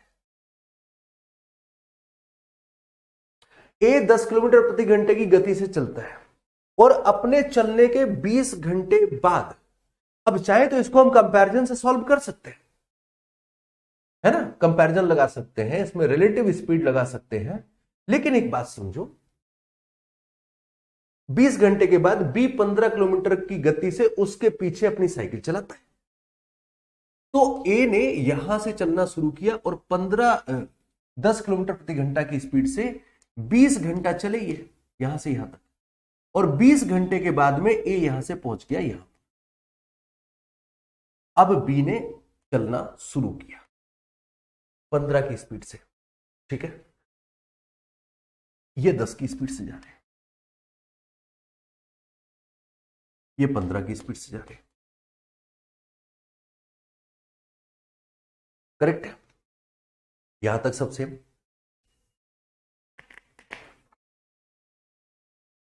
यहां तक सब सेम, बोले डन, बिल्कुल सेम, बिल्कुल सेम, बिल्कुल जा रहे हैं। अब फिर आगे का सीन क्या होगा? बोले सर इसके बाद फिर ये ए को पकड़ेगा, तो ए भाई साहब ऐसे ऐसे चल रहे हैं, बी पीछे से दौड़ता चला रहा है और यहां पर जाकर के सर पकड़ लेगा, ये बी आ जाएगा, ये ए आ जाएगा। तो नो डाउट इस सवाल को हम लोग रिलेटिव स्पीड से कर सकते हैं। रिलेटिव स्पीड से कैसे करेंगे? बोले बी प्रारंभिक बिंदु से कितनी दूरी पर पकड़ेगा, अग्रीड, कितनी दूरी पर पकड़ेगा? तो बोले सर यहां पर एक चीज समझो, ये 10 किलोमीटर 20 घंटे के हिसाब से गया, तो सर देखो 200 किलोमीटर ट्रेवल कर गया। अब रिलेटिव स्पीड 5 की बन रही है, सेम डायरेक्शन में स्पीड घटती है, तो 5 की स्पीड के हिसाब से बोले सर 40 घंटे लग जाएंगे इनको कवर करने, 40 घंटे इनको कवर करने में लग जाएंगे। तो 15 की स्पीड से जब ये 40 घंटे चलेगा तो दूरी बराबर 4 गुणे समय, 15 गुणे 40, आंसर आएगा 600। ये तुम्हारा कौन सा मेथड हुआ? Relative speed. आज हम लोग की क्लास किसकी चल रही है?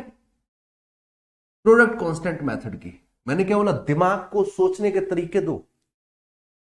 हम लोग क्या कर देते हैं मैथ में गलती, टीचर ने जो एक तरीका बताया, जिस सवाल में वो तरीका लगा दिया, तुम्हारे हिसाब से वो तरीका सिर्फ उसी सवाल के लिए होता है, उसके अलावा और कहीं लगाती नहीं है। मेथड मेथड होता है यार, अगर उसके हिसाब की चीजें बन रही है तो वो लगेगा, बस आपको लगाना आना चाहिए। रिलेटिव स्पीड से काम कर सकते हैं हम लोग कंपैरिजन से इसमें काम कर सकते हैं, बट हम लोग इसमें प्रोडक्ट कांस्टेंट से भी काम कर सकते हैं। प्रोडक्ट कांस्टेंट कैसे? प्रोडक्ट कांस्टेंट कैसे? तो प्रोडक्ट कांस्टेंट ऐसे कि मेरे भाई एक बात बताना, बी कितनी दूरी तय कर रहे हैं? बोले सर बी यहां से चलेगा और चलते चलते यहां तक पहुंचेगा, ये पूरी दूरी बी तय करेगा। हमने कहा ग्रेट, ए कितनी दूरी तय करेगा? तो गौर से अगर देखो तो 20 घंटे पहले ए ने भी तो यहां से ही चलना शुरू किया था और ए भी यहां तक आया है। तो इसका मतलब क्या ये नहीं है कि जितनी दूरी बी ने ट्रेवल करी है उतनी ही दूरी ए ने भी ट्रेवल करी होगी? हाँ या ना? राइट? बोले बिल्कुल। तो मैंने कहा इसका मतलब यह है कि अगर डिस्टेंस बराबर है तो स्पीड का रेशियो पलट दो तो क्या टाइम का रेशियो मिल जाएगा? बोले बिल्कुल मिल जाएगा। तो हमने कहा पलटो, देर किस बात की, स्पीड का रेशियो है 3 और 2 का, तो टाइम का रेशियो क्या 2 और 3 का हो जाएगा। मतलब जो दूरी बी भाई साहब 2 घंटे में ट्रेवल करेंगे वो दूरी ये बंदा 3 घंटे में ट्रेवल करेगा।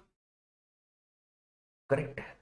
अच्छा, एक बात और समझते हैं, एक बात और बताओ, तो 1 घंटा ये ज्यादा लेगा।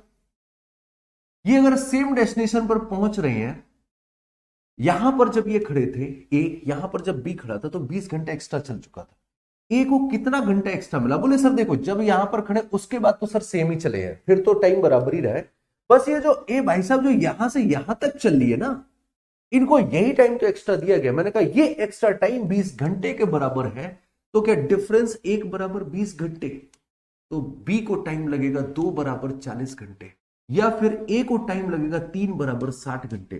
कहीं से भी अब यार सवाल को सॉल्व कर दो, चाहे आप ए को अब 60 घंटे चला दो, चाहे आप बी को 40 घंटे चला दो, आंसर तब भी हमारा 600 क्या है किलोमीटर ही आएगा। मेरी बात समझ पाए ना यार, कि काम करता है अगर लगाना आना। और आप सोचो कि सर इसको क्यों सीखना ऐसे, हमारे पास जो अपने आपका बेस्ट मेथड है।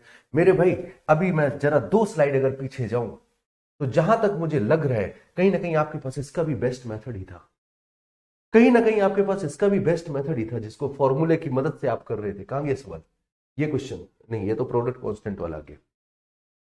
इस सवाल को आप फॉर्मूले से ही कर रहे थे। मैं क्या बोल रहा हूं कि मेथड सीखना जरूरी है, साथ ही साथ उसको अप्लाई करना भी जरूरी है। एक ही मेथड पर स्टक नहीं रहो, क्योंकि जो मेथड सिखा रहा हूं आपको वो यूनिवर्सल मेथड है यार, हर टॉपिक में काम आएगा। आप आयत की लंबाई थोड़े, आपसे कहा जाए कि एक त्रिभुज है, एक त्रिभुज है, उसकी ऊंचाई को अगर हम 20% कम कर दें तो उसके बेस को कितने परसेंट बढ़ाया जाए कि एरिया वही रहे, हो गया प्रोडक्ट कांस्टेंट। क्योंकि एरिया बराबर होता है 1/2 बेस इंटू हाइट। 1/2 कांस्टेंट है, एरिया हमने कांस्टेंट कर दिया, तो बेस का रेशियो पड़ा तो टाइम का रेशियो बन जाएगा। तो इसलिए मेथड जरूरी है कि भाई बहुत जगह यूज हो रहा है। अब एक अगला सवाल देखो, इस सवाल को कैसे करते हैं, एक अभी अभी चर्चा करी, एक चावल की कीमत में 25% की वृद्धि हो गई, तो जो प्राइस है ना भाई, 25% मतलब कितना होता है भाई, 1/4।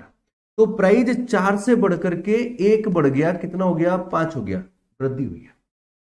इन्होंने बोला खपत कितने प्रतिशत कम की जाए ताकि चावल पर खर्च, चावल वाले खर्च में 40% की कमी आ जाए।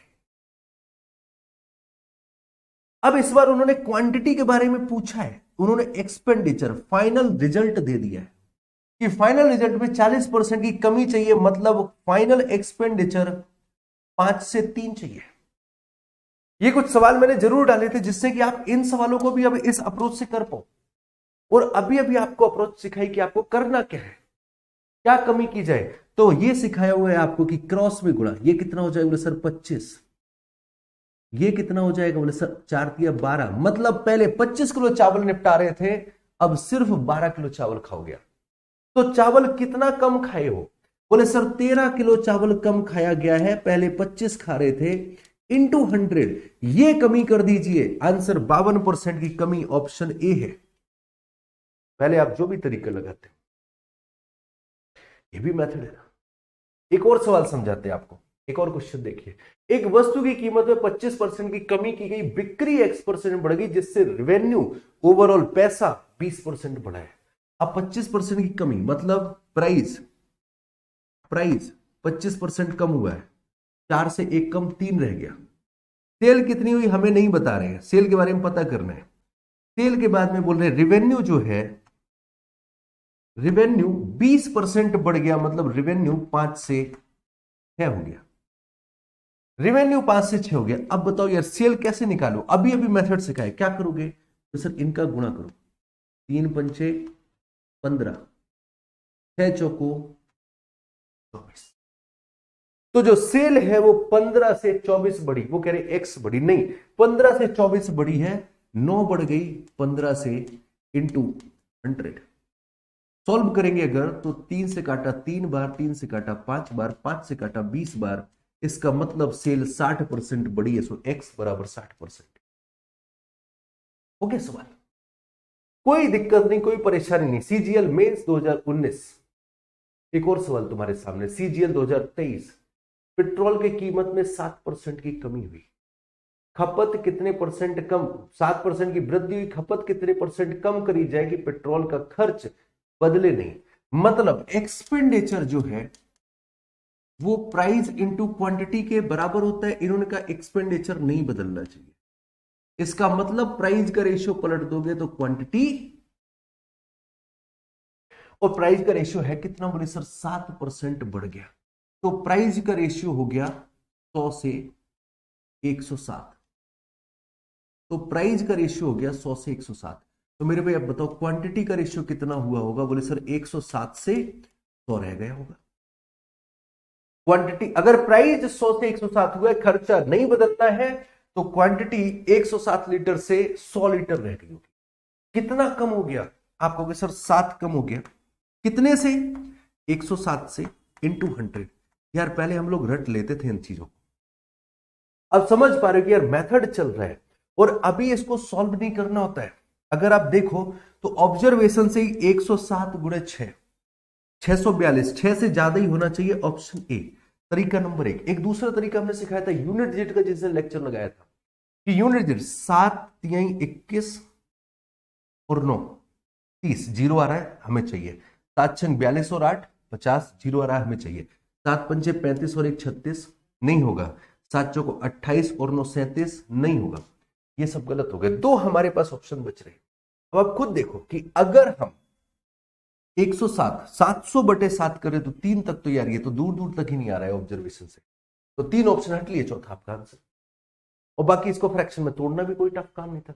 अब इस चीज को ऐसे याद कर लेना कि देखो जितना बढ़ रहा है 7 बढ़ रहा है तो अपॉन 107, क्यों बढ़ रहा है तो अपॉन 107 ही क्यों करते हो। जब फिर प्रॉफिट लॉस पे एक सवाल आता है कि एक आदमी 2000 रुपए में 80 फल बेच करके 20% का फायदा कमाता है, अब वही आदमी 32% का फायदा कमाना चाहे तो हमें बताइए 1200 रुपए में कितने फल बेचे। वहां तो गणित आपके दूसरे चल जाते हैं। इसलिए बोलता हूं कॉन्सेप्ट समझो, ये नहीं रटो कि यार इसके नीचे हमें ये 107 रखना है, कितना रखना है। अब तुम्हें समझ में आ रहा होगा कि यार देखो, अब चूंकि देखो यार अगर प्राइस 100 रुपए था तो 107 खर्चा कर रहे थे, प्राइस 100 रुपए था 107 लीटर खर्चा करे तो बिल कितना बन रहा था, बोले सर तब बिल बन रहा था 10,700 का। अब 107 हो गया तो 100 ही लीटर ले रहे हो, अब बिल कितना बन रहा है, बोले सर अभी भी 10,700 का। बेसिक्स समझ में आ रहा है कि ऐसा क्यों कर रहे हैं हम लोग, क्यों हमारा ये रेशियो पलट रहा है। तो अब तुम्हें हर एक सवाल का जवाब मिल रहा है। ये सवाल देखिए, पेट्रोल की कीमत में 81% की वृद्धि हो गई, उपभोक्ता पेट्रोल की खपत कितनी परसेंट कम कर दे कि पेट्रोल का खर्च ना बदले। तो अब 81% अगर प्राइस बढ़ गया तो प्राइस कितना बढ़ गया, बोले सर 100 से 181 हो गया प्राइस, प्राइस 100 से 181 हो गया तो क्वांटिटी कितना किया जाए, बोले सर 181 से 100 कर दिया जाए, क्वांटिटी 181 से 100 कर दो, तो कितनी कम कर दी क्वांटिटी, बोले सर 81, कितने से 181 से इंटू 100। यार अगर ये 80 और ये 180 होता, ये अगर 80 और ये 180 होता तो ये हमारे हिसाब से इसका आंसर 4/9 के हिसाब से 44.44 बनता। हमारा आंसर 44.44 के आसपास एक ही है, ऑप्शन बन गया, करेक्ट है। चलिए तो ऑप्शन डी करेक्ट है। आगे बढ़ते हैं, अगला, एक वस्तु की कीमत में 25% की कमी आती है। अब ये सवाल देखना, इसके लिए आप फॉर्मूला कौन सा याद करते हो, अच्छा नहीं कुछ और है, सामान रखने के लिए उस खपत में 20 किलोग्राम की वृद्धि करती है।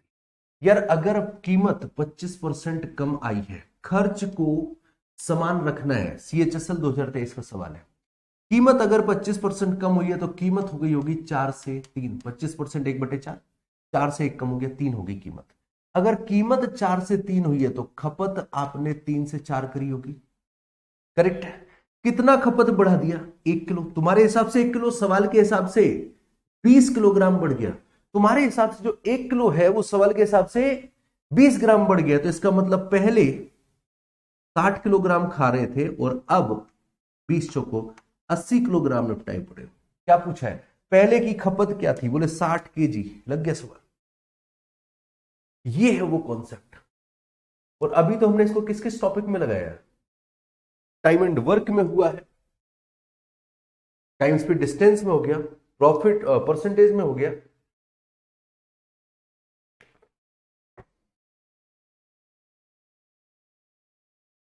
%20 कमीशन काटने के बाद एक डीवीडी सेट की कीमत, ये एडिशनल सवाल कहां कहां से डाल दिया है यार, ये तो एक अलग ही चीज है। अगर ये 4 बराबर, ये भाई इसका सवाल नहीं है, ये कुछ अलग से सवाल इन्होंने अलग से डाल दिए। बोले नहीं अनुज सेंगर तुम कम सवाल लेके जाते हो है, बोले हम 2-4 और भेजेंगे अपनी साइड से। ये सवाल कहां से आ गया? ये इसका सवाल ही नहीं है, ये तो बेहद आसान सवाल है। 20% कमीशन कट गया है, डीवीडी सेट की कीमत ये है, अंकित कीमत बताओ। तो 4 बराबर अगर 90-80 है, 5 बराबर निकालना है, ये 22 है,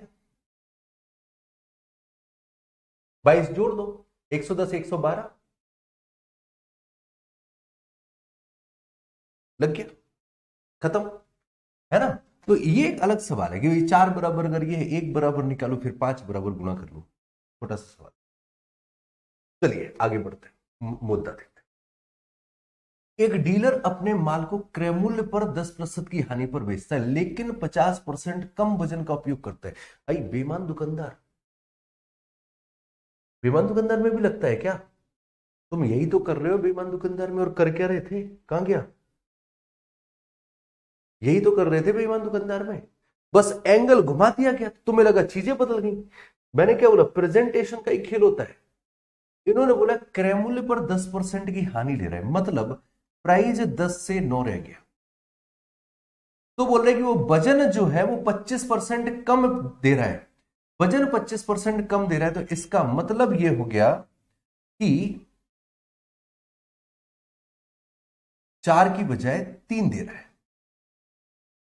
तो इसका मतलब पहले का बिल कितना, अगर हम देखें यहां से फाइनेंस के बारे में, तो भाई यही तो आप करोगे कि 10 से 9 हुआ है, फिर 4 से 3 हुआ है, इधर पे क्रॉस भेजोगे, बोले सर ये हो जाएगा हमारे पास 30 के बराबर, ये वाला 40 के बराबर, तो 30 की चीज को 40 में बेच लेंगे, राइट। इस तरीके 40 नहीं होगा, ये कितना होगा?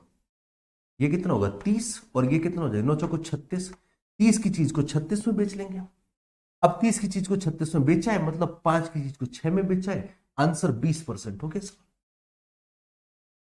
लग गया सर। अच्छा देखो फिर से डिटेल में समझा, क्या रहेगा यहां पर, देखो प्राइस कितना है, बोले सर प्राइस जो था वो 10 रुपए में खरीदा और 9 रुपए में बेचा, 10% के लॉस पर बेच रहे, क्वांटिटी 4% कम कर रहे, 25%, तो 4 से 3। फिर आप क्या करते थे? इसको आप इधर गुणा कर देते थे, गुणा करने के बाद कितना है? बोले सर 30, इसको आप इधर गुणा कर देते थे, ये आपका सेलिंग है, ये आपकी सीपी था।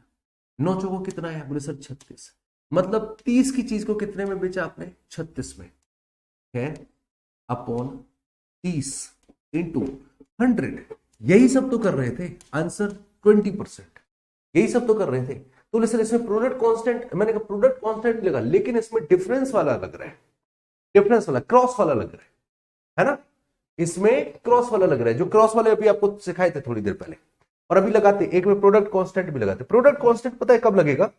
वो भी समझ लो, जब आपकी फाइनल वैल्यू फिक्स रहे, फाइनल वैल्यू बदले ना, उस टाइम पे आपका प्रोडक्ट कांस्टेंट लगता है। तो इसमें तो यार फाइनल वैल्यू चेंज हो रही है। जैसे अगला एक सवाल देखें, फाइनल वैल्यू ना लाभ हो रहा है ना हानि हो रही है, मतलब जहां थे वही है, नहीं बदला, यहां लग जाएगा प्रोडक्ट कांस्टेंट। कैसे लगेगा? एक सरसों के तेल के अंकित मूल्य को लागत मूल्य से 10% बढ़ाया गया, 10% बढ़ाया गया, तो मतलब 10 से 11 किया गया। तो अब कितने परसेंट कम कर दे भैया? 11 से 10 कर दो, तो ना हमें प्रॉफिट होगा ना लॉस होगा। कितना कम कर दे? बोले 1 कम कर दो, कितने से? 11 से। और 1/11 को आप क्या कहते हैं? 1/11 को आप कहते हैं 9 सही 1/11, ऑप्शन सी।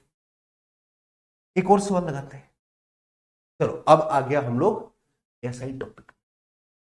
तो मैं अगर थोड़ा सा चीजें समझाऊं आपको, तो जहां तक मुझे यह समझ में आ रहा है कि जिस भी सवाल में रिजल्ट फिक्स है, अब अगर एसआईसीआई में अगर देखा जाए तो एसआई में फॉर्मूला क्या होता है? एसआई बराबर PRT बाई 100।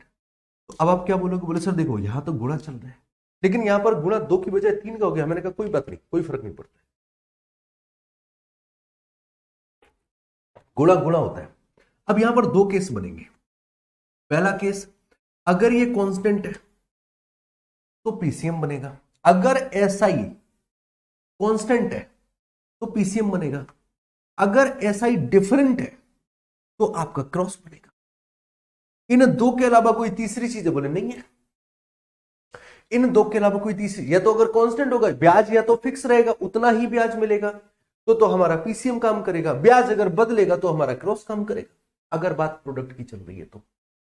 अब 8 वर्ष और 20 वर्ष के लिए समान ब्याज दर पर एक निश्चित राशि द्वारा अर्जित साधारण ब्याज का अनुपात।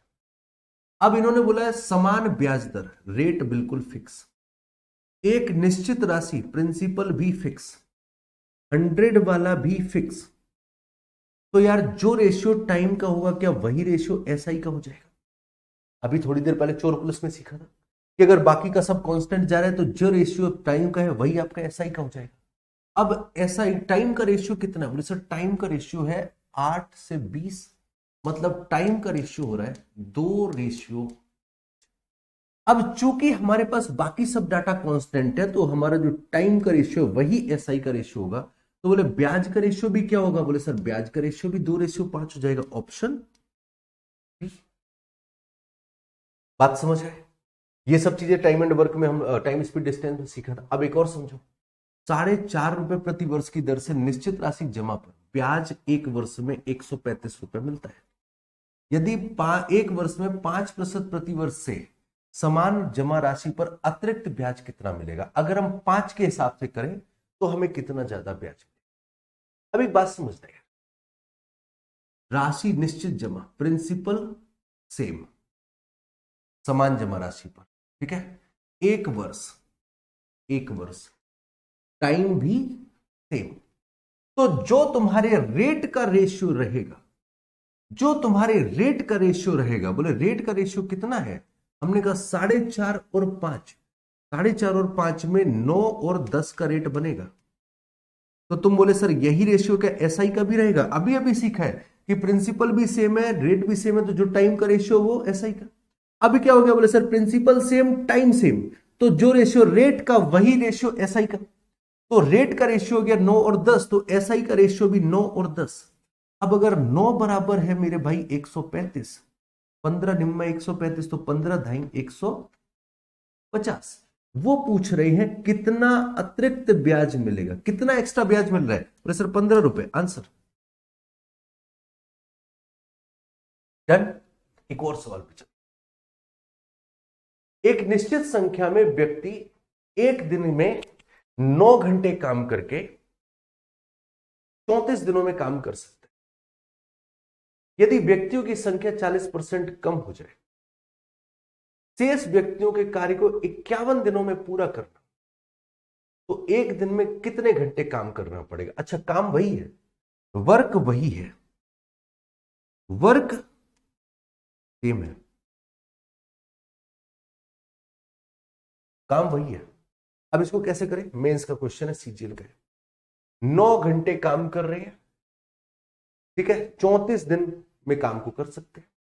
अगर कमी हो जाए व्यक्तियों की संख्या में 40% की, 40% कम आदमी आए और काम करना है इन्हें 51 दिनों में, तो बताओ एक दिन में कितने घंटे काम करेंगे? अब एक बात समझो, कितने घंटे काम करेंगे उस पर चर्चा हम बाद में कर रहे हैं।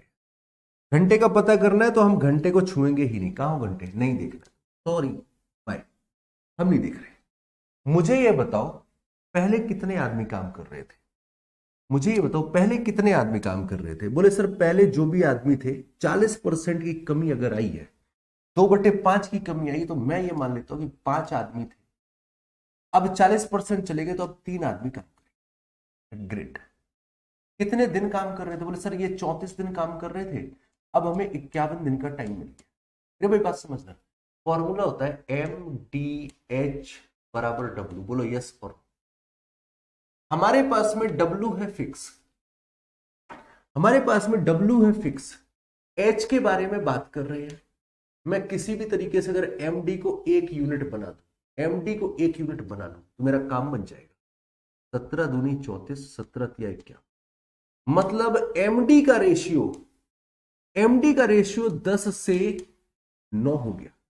अगर MD का मैन और डेज का जो रेशियो है, कंबाइंड रेशियो है, वो अगर 10 से 9 हो गया तो इसका मतलब क्या होगा? इसका मतलब यह है कि जो सर घंटे हैं जो घंटे हैं उनका रेशियो 9 से 10 हुआ, 9 से 10 हुआ। ये सवाल था। मैं फिर से समझाता हूं क्या था सवाल। सवाल ये था, बोले सर वर्क बराबर MDH।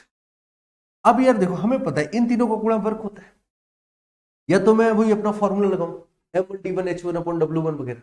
मैं क्या कह रहा हूं, अब इस चीज को यहां पर क्यों समझाए, क्योंकि यहां पर एक नहीं 3-4 जगह पर यूज होगा, क्योंकि SI बराबर भी आपका होता है PRT/100, यहां पर भी 3 का गुणा होता है।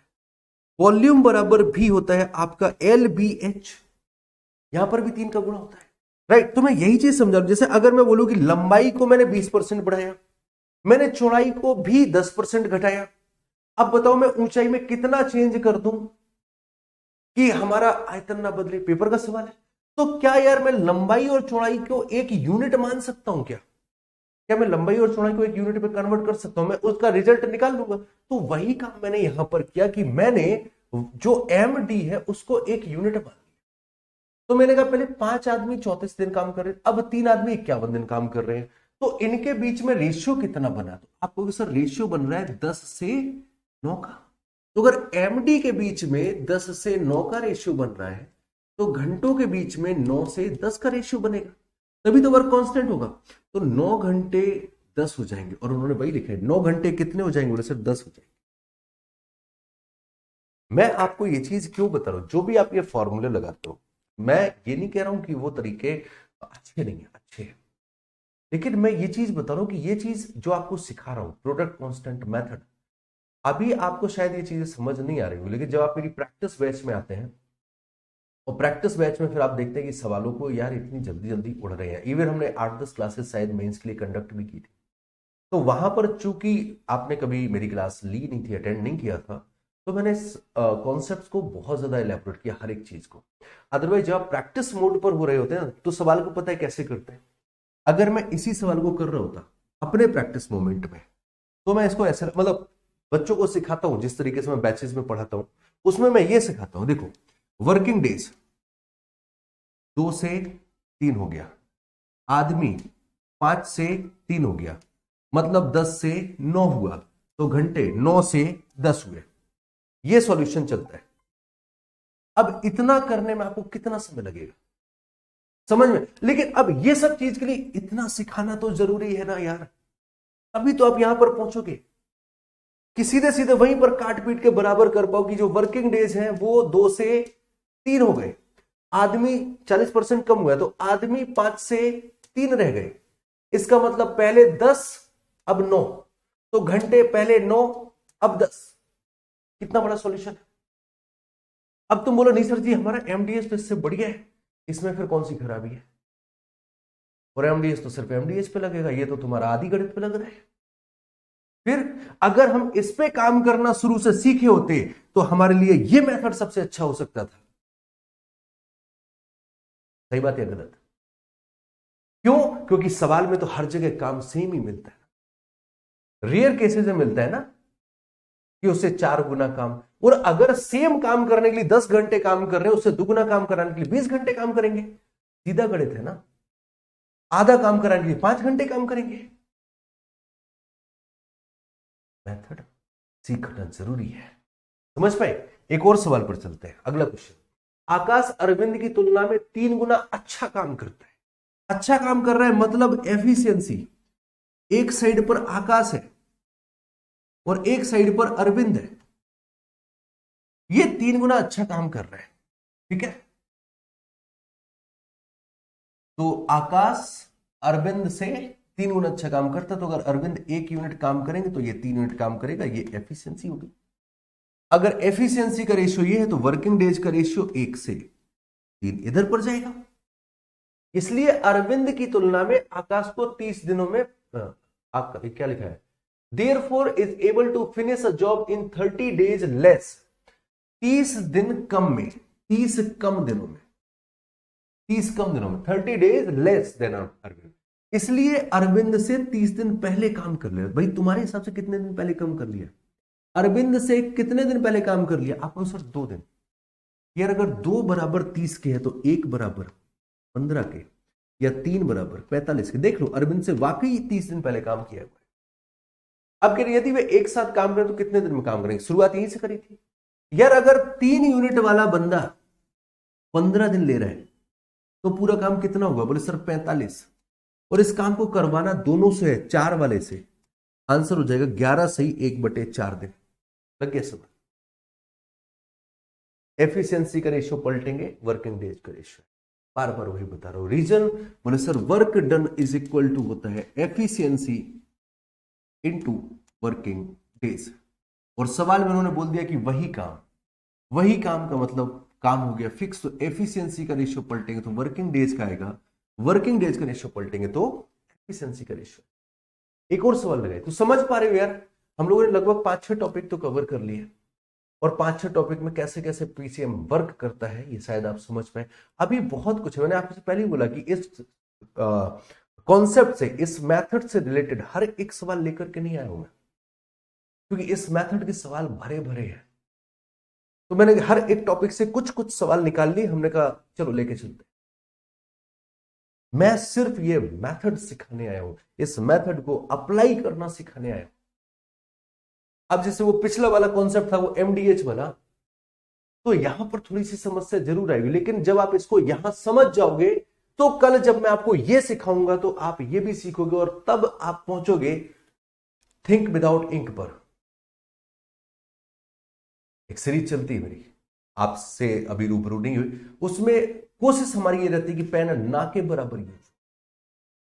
तो फॉर्मूले अगर रटोगे तो भाई उस पैटर्न पर नहीं आ पाएंगे ना इतनी जल्दी कि बिना पेन के फॉर्मूले लगा लो आप दिमाग में। ये पॉसिबल है और ये चीज तुम्हें भी पता है कि जितना दिमाग में कैलकुलेशन हो रही होगी उतना हमारी स्पीड अच्छी आती है। तो जरूरी चीजें हैं ये सब आपके लिए। अगला क्वेश्चन देखते हैं कहां पर है। जूली और राहुल एक साथ एक कमरे को पेंट करने का काम 12 दिनों में कर सकते हैं। जूली अकेले कमरे को 20 दिन में कर सकती है। ये दोनों 12 दिन में कर रहे हैं, ये 20 दिन में। वर्किंग डेज का रेशियो बोले सर 3 और 5।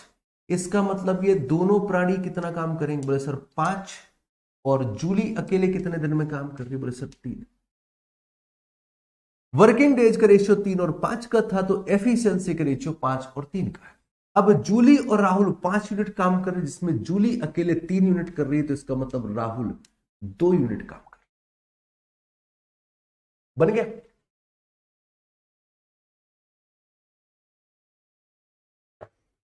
राहुल अकेले उस कमरे को कितने दिन में पेंट कर सकता है? 3 वाले को 20 दिन लग रहे हैं। अच्छा, जूली और राहुल की एफिशिएंसी 3 और 2 है। एफिशिएंसी अगर 3 और 2 है तो वर्किंग डेज 2 और 3 हो जाएंगे। वर्किंग डेज 2 और 3 हो जाएंगे। 2 वाले को 20 दिन लग रहे हैं तो 3 वाले को 30 दिन। इस सवाल को आप बिल्कुल कर सकते हो। आई अग्रीड, मैं सहमत हूं इस बात से, लेकिन आप एलसीएम से लगाएंगे। और जब आप एलसीएम से लगाएंगे तो मेरे भाई ना चाहते हुए भी आपको 12 से 15 सेकंड का टाइम लगेगा। और जब आप इस रेशियो कॉन्सेप्ट पर पहुंच रहे होगे तो मैं कह रहा हूं 5 से 7 सेकंड लग जाए तो बहुत बड़ी बात है। पेपर में तो आप एक सेकंड बचाने की बात करते। जब मैं आपको टाइम एंड वर्क पढ़ाऊंगा तब वहां देखोगे आप एलसीएम के बाद में जब परसेंटेज अप्रोच लगाते हैं। इवन जब मेंस में एक सवाल आया था, अभी 2025 वाला जो मेंस हुआ था उसमें एक सवाल आया था, आप उसका सॉल्यूशन देखिए। उस सवाल को अगर एलसीएम से लगाओगे तो लंबा सॉल्यूशन है। वहीं पर मैंने परसेंटेज मेथड से डिस्कस किया, पेन फ्री सॉल्यूशन है। तो ये सब अप्रोचेस सीखना चाहिए आपको, जो मैं सिखाऊंगा आपको, बिल्कुल सिखाऊंगा।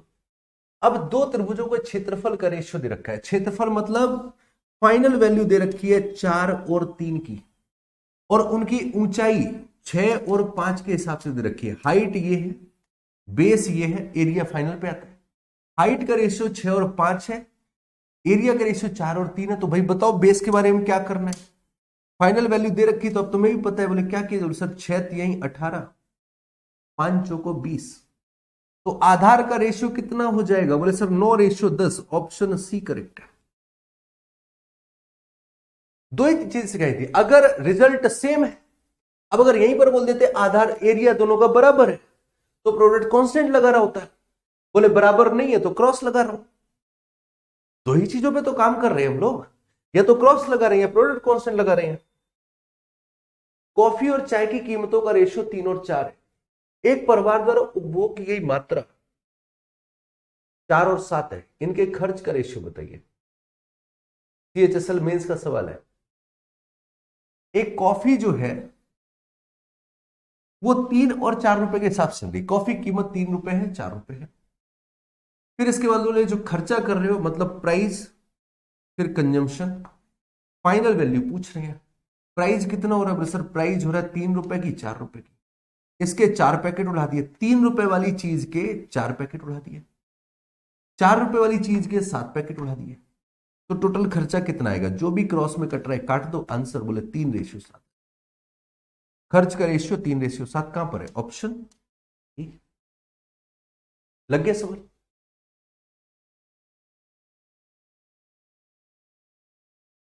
और आगे अगला, बबीता दीपक से 1.5 गुना 1.25 गुना ज्यादा है। 1.25 गुना का मतलब कितना होता है?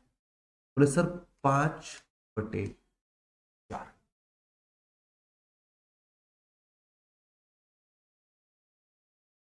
हिंदी में ज्यादा लिखा है, इंग्लिश में नहीं, तो इंग्लिश को प्रेफरेंस देते हैं। तो बबीता जो है वो दीपक का 5/4 एफिशिएंट है। तो बबीता और दीपक, दीपक अगर 4 है तो बबीता 5 है। Efficient, efficient. एक साथ काम करते हुए एक काम को 40 दिन में पूरा कर सकते। अब अगर एक साथ काम करने की बात करेंगे तो एक साथ काम करेंगे तो बबीता प्लस दीपक हो जाएगा। अगर बबीता प्लस दीपक हो जाएंगे तो कितना काम करेंगे? बोले सर 9 यूनिट काम करेंगे। एफिशिएंसी का रेशियो ये हो गया। अच्छा ठीक है, ठीक है, ठीक है, ठीक है, रुको रुको। अब तुम्हारे मन में आ रहा है सर टोटल वर्क निकालेंगे। मैं प्रोडक्ट कांस्टेंट ही लगा रहा हूं। कैसे लगा रहा हूं? दोनों काम कर रहे हैं 40 दिन में। उन्होंने पूछा है दीपक के बारे में, मतलब उन्होंने हमें इसके और इसके बारे में दिया, दोनों के बारे में दिया, दीपक के बारे में पूछा है, हमने ये सब कर लिया। अब एक बात बताना मुझे, अगर इनकी एफिशिएंसी ये है तो इनके वर्किंग डेज का रेशियो कितना होगा? बोले सर 9:4। वर्किंग डेज का रेशियो कितना होगा? बोले 9:4। भाई 4 बराबर अगर 40 है, 4 बराबर अगर 40 दिन लग रहा है, दोनों लोग को मिलकर तुम्हारे हिसाब से रेशियो के अकॉर्डिंग 4 यूनिट लग रहा है। सवाल कह रहे हैं 40 दिन। अगर 4 बराबर 40 दिन लग रहे हैं तो दीपक को 9 बराबर कितना दिन लगना चाहिए? बोले सर 90 दिन लगना चाहिए। मैं बस ये समझाना चाह रहा हूं कि हमें मैथ को एक इस नजरिए से भी देखने की, ये टॉप 50 कॉन्सेप्ट ऑफ मैथ में ये 8 लेक्चर थे और मैंने आपको बोला था कि स्टार्टिंग के जो 8 लेक्चर होंगे वो आपकी कैलकुलेशन बूस्टर का काम करेंगे, वो आपकी स्पीड को बढ़ाने का काम करेंगे। और आप देख पा रहे हो ये जो भी तरीके डिस्कस हो रहे हैं ये सिर्फ और सिर्फ आपकी स्पीड को बूस्ट करने के लिए। कॉन्सेप्ट की क्लास तो हम कल से स्टार्ट करेंगे यार। अभी तक तो मैं आपकी बस स्पीड बना रहा था। ये रही अपना शेड्यूल। इस शेड्यूल में देखो क्या लिखा है यहां पर, concept plus calculation lecture 1, concept plus calculation, calculation, calculation, यही सब चल रही है। Product constant method, concept and use, यहां तक। अब इसके बाद में यहां से आपका टॉपिक प्रॉपरली स्टार्ट हो रहा है। बोले सर पहला टॉपिक कौन सा है? बोले ज्योमेट्री है। और ज्योमेट्री में सबसे पहले आप लोग पढ़ेंगे सिमिलैरिटी। आपको भी पता है सिमिलैरिटी से कितना सवाल पूछते हैं, है ना?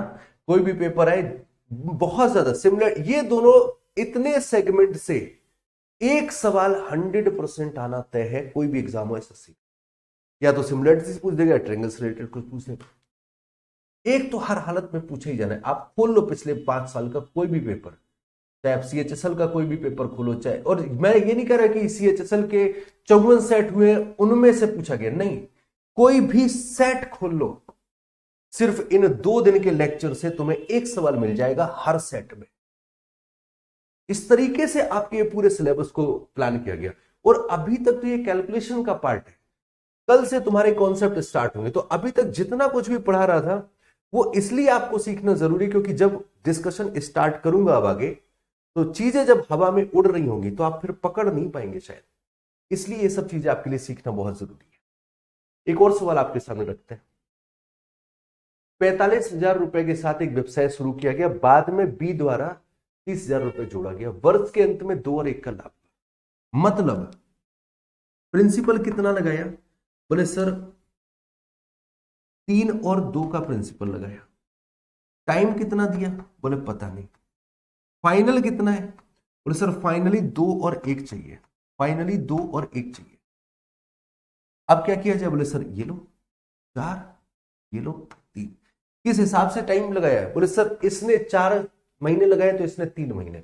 यार हमने बोला यार ये वाला तो स्टार्टिंग में ही आ गया था, इसने 4 महीने नहीं, इसने 12 महीने लगाए। तो तुमने बोला रेशियो है, एग्जैक्ट टाइम नहीं है। अगर 4 बराबर 12 महीने रिप्रेजेंट कर रहा है, अगर 4 बराबर 12 महीने रिप्रेजेंट कर रहा है तो 1 बराबर 3 महीने, तो 3 बराबर सर इसका पैसा 9 महीने लगा है। ये रेशियो होता है। तो इन्होंने बोला 9 महीने लगाए, तो बताओ बी कब शामिल हुआ था? अब भैया साल भर के बिजनेस में अगर 9 महीने पैसा लगाए हो, इसका मतलब 3 महीने बाद बिजनेस में शामिल हो गया।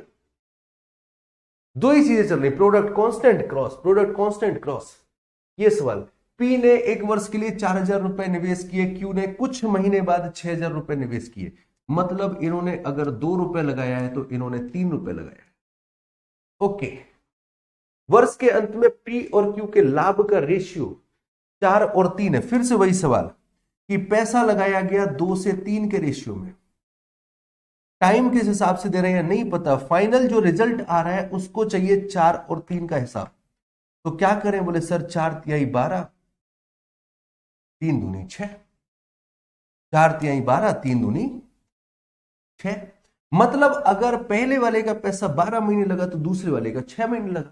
तो इन्होंने बोला पहले वाले का तो 1 वर्ष लगा है 12 महीने, तो दूसरे वाले का सिर्फ 6 महीने लगा है। तो कितने महीने बाद जुड़ता है? आंसर 6 महीने बाद।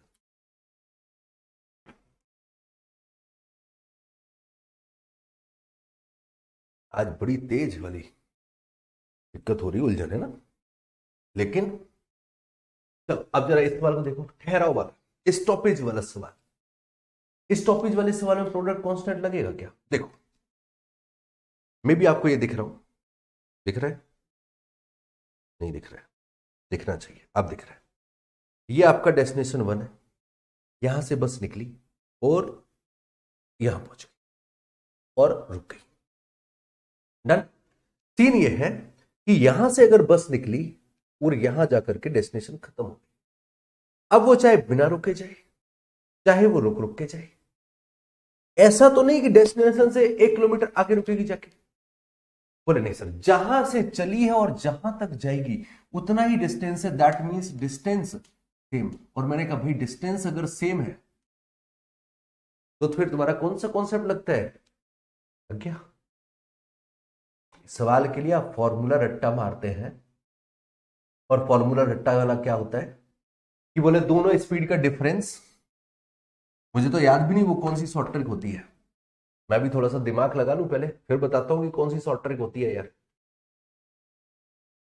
हाँ, और बड़ी वाली स्पीड, बोले इतने घंटे का स्टॉप लेते हैं।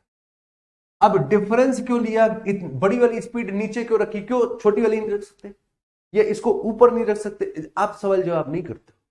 आप कहते हो टीचर ने सिखाया, परफेक्ट सिखाया, 10 मिनट आंसर, ये लो मुंह जवानी बिना पेन के आंसर है। मैं कहता हूं लॉजिक समझो, समझाता हूं क्यों ऐसा होता है, आज समझोगे उसके पीछे की वजह।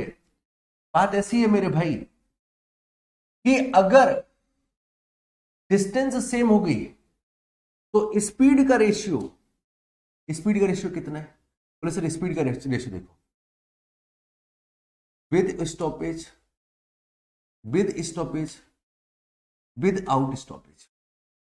विद स्टॉपेज कितना है? बोले ठहराव के साथ विद स्टॉपेज कितना है? बोले सर 75 की स्पीड है। और विदाउट स्टॉपेज कितनी है? बोले सर 90 की स्पीड है। अब चूंकि भाई डिस्टेंस अगर सेम है तो टाइम का रेशियो कितना हो जाएगा? बोले सर 90 रेशियो 75। मतलब विद स्टॉपेज जब आप रुकते हुए जा रहे हो, तो आपको 90 घंटे लगे, और जब आप बिना रुके जा रहे हो तो आपको 75 घंटे लग रहे हैं। तो बिना रुके तो आप 75 घंटे ट्रेवल कर ही होगे, तो इसका मतलब 15 घंटे आपने आराम किया। कितने में से? बोले सर 90 घंटे में से 15 घंटे आराम किया, 75 घंटे चल गए। तो ये करते हैं। अब ये चीज आप समझो मेरी लैंग्वेज से, आपको आसानी से समझाता। ये तो हो गया मैंने आपके फॉर्मूले को कि वो 15/90 के होता है, मैं उस उतने पर खेलते ही नहीं हूं। मैं सीधे ये कह रहा हूं कि डिस्टेंस सेम है, बोले डन है। तुम सीधे सीधे ये करो, कुछ नहीं, तुम्हें सिर्फ ये करना है, डिस्टेंस सेम है, बोले डन। इसका मतलब स्पीड का रेशियो कितना है? स्पीड का रेशियो कितना बोले सर 5 और 6 का, 15 अपना 75, 15 6 का। इसका मतलब यहां तुमने लिया है 6 घंटे टाइम और यहां तुमने लिया है 5 घंटे टाइम। बोलो हाँ यार, यहां तुमने लिया है 6 घंटे टाइम, यहां लिया है 5 घंटे। तो मेरे भाई इस 6 घंटे में 6 घंटे लगे कैसे होंगे? तो आपको सर 5 घंटे तो देखे चले थे और 1 घंटे रुके थे। चलने का तो फिक्स है ना कि 5 घंटे चलना पड़ेगा, तो वो जो 6 घंटे लगा यार रुकने वाला टाइम, उस 6 घंटे रुकने वाले में हम 5 घंटे तो चले थे, हम 1 ही घंटे रुके। तो क्या मैं ये लिख सकता हूं कि 6 घंटे में आपने अपनी गाड़ी 1 घंटे के लिए रोकी? लिख सकते हैं। अगर यार 6 घंटे में 1 घंटे के लिए रोकी है तो मेरे भाई 1 घंटे में कितनी देर के लिए रोकोगे? बोले सर 1/6 घंटे के लिए। और 1/6 घंटे को 10 मिनट नहीं बोलते हो? ये कॉन्सेप्ट है। अब तुम्हें हर एक चीज का रीजन भी पता है कि कहां पर 5 ये क्यों गया, ये 1 क्यों गया, ये 1 ऊपर क्यों है। अब तुम्हें हर एक रीजन मालूम है और लिखना उतना ही है। तो शॉर्ट ट्रिक या कॉन्सेप्ट, मेरा बार बार सवाल वही है। और मेरा सवाल नहीं है, वो बस तुमसे है। मैं तो बहुत क्लियर हूं। देव और गोयल एक साथ एक काम को 14 दिनों में कर सकते हैं और देव अकेले इसे 27 दिनों में कर सकते हैं। ये 14 दिनों में कर रहे हैं, 27 दिनों में कर रहे हैं। अगर ये दिनों का रेशियो है तो इसका मतलब देव की एफिशिएंसी 14 की और देव और गोयल दोनों की एफिशिएंसी 27 की। और अगर देव भाई साहब 14 है तो गोयल भाई साहब 13 रहे होंगे। खत्म काम। गोयल अकेले ये काम कितने दिन में कर सकता है? भाई देखो, 14 वाला बंदा अगर 27 दिन ले रहा है, 14 वाला बंदा अगर 27 दिन ले रहा है तो पूरा काम ये, और इस काम को करवाना है गोयल मतलब 13 वाले से। सबके अपॉन में 13 है, अग्री। यूनिट डिजिट कितना होना चाहिए सर? 7 चौको 28। यूनिट डिजिट 8 चाहिए भाई। 3 एकम 3 और 1 4 नहीं है। 3 0 और 1 नहीं है। 3 दूनी 6 और 1 7 नहीं है। 3 नियम 27 और 1 28। यूनिट डिजिट 8 यहां पर है। कितनी देर का सवाल है? ये सब तरीके मैंने सिखाई। इस अप्रोच को मैंने पहली क्लास यूनिट डिजिट में ही डिस्कस किया था कि फ्रैक्शन में जब भी तुम्हें ऑप्शन दिए जाए टाइम एंड वर्क के, कभी भी सॉल्व नहीं करना, आप बस यूनिट डिजिट चेक कर लेना, सवाल खत्म हो जाएगा कुछ ही सेकंड में। आप पहली क्लास देखिए जा करके, इसी 50 कॉन्सेप्ट ऑफ द मैथ की सीरीज की क्लास की बात कर रहा हूं, है ना। चलिए एक सवाल और लगा लेते हैं और ये है आपका आज का आखिरी सवाल। ए किसी कार्य को उसी समय में पूरा कर सकता है जिसमें बी और सी एक साथ काम करते। क्या बात है। ए एक कार्य को उतने समय में पूरा कर सकता है जितने समय में बी और सी काम करते हैं। मतलब ए बराबर है बी और सी के। अच्छा फिर लिखा है ए और बी इसे 10 दिन में करते हैं और सी 50 दिन में करता है। ध्यान देना जरा, ए और बी 10 दिन में करते हैं और सी 50 दिन में करते हैं। तो रेशियो कितना होगा सर? 10 और 50, 1 और 5। वर्किंग डेज अगर 1 और 5 का है तो इसका मतलब एफिशिएंसी 1 इसकी हो जाएगी और ए और बी की टोटल एफिशिएंसी 5। तो यार तीनों की एफिशिएंसी कितनी होगी? 6, जिनमें से 6 में से आधा इसको दे देना है, आधा इसको दे देना है।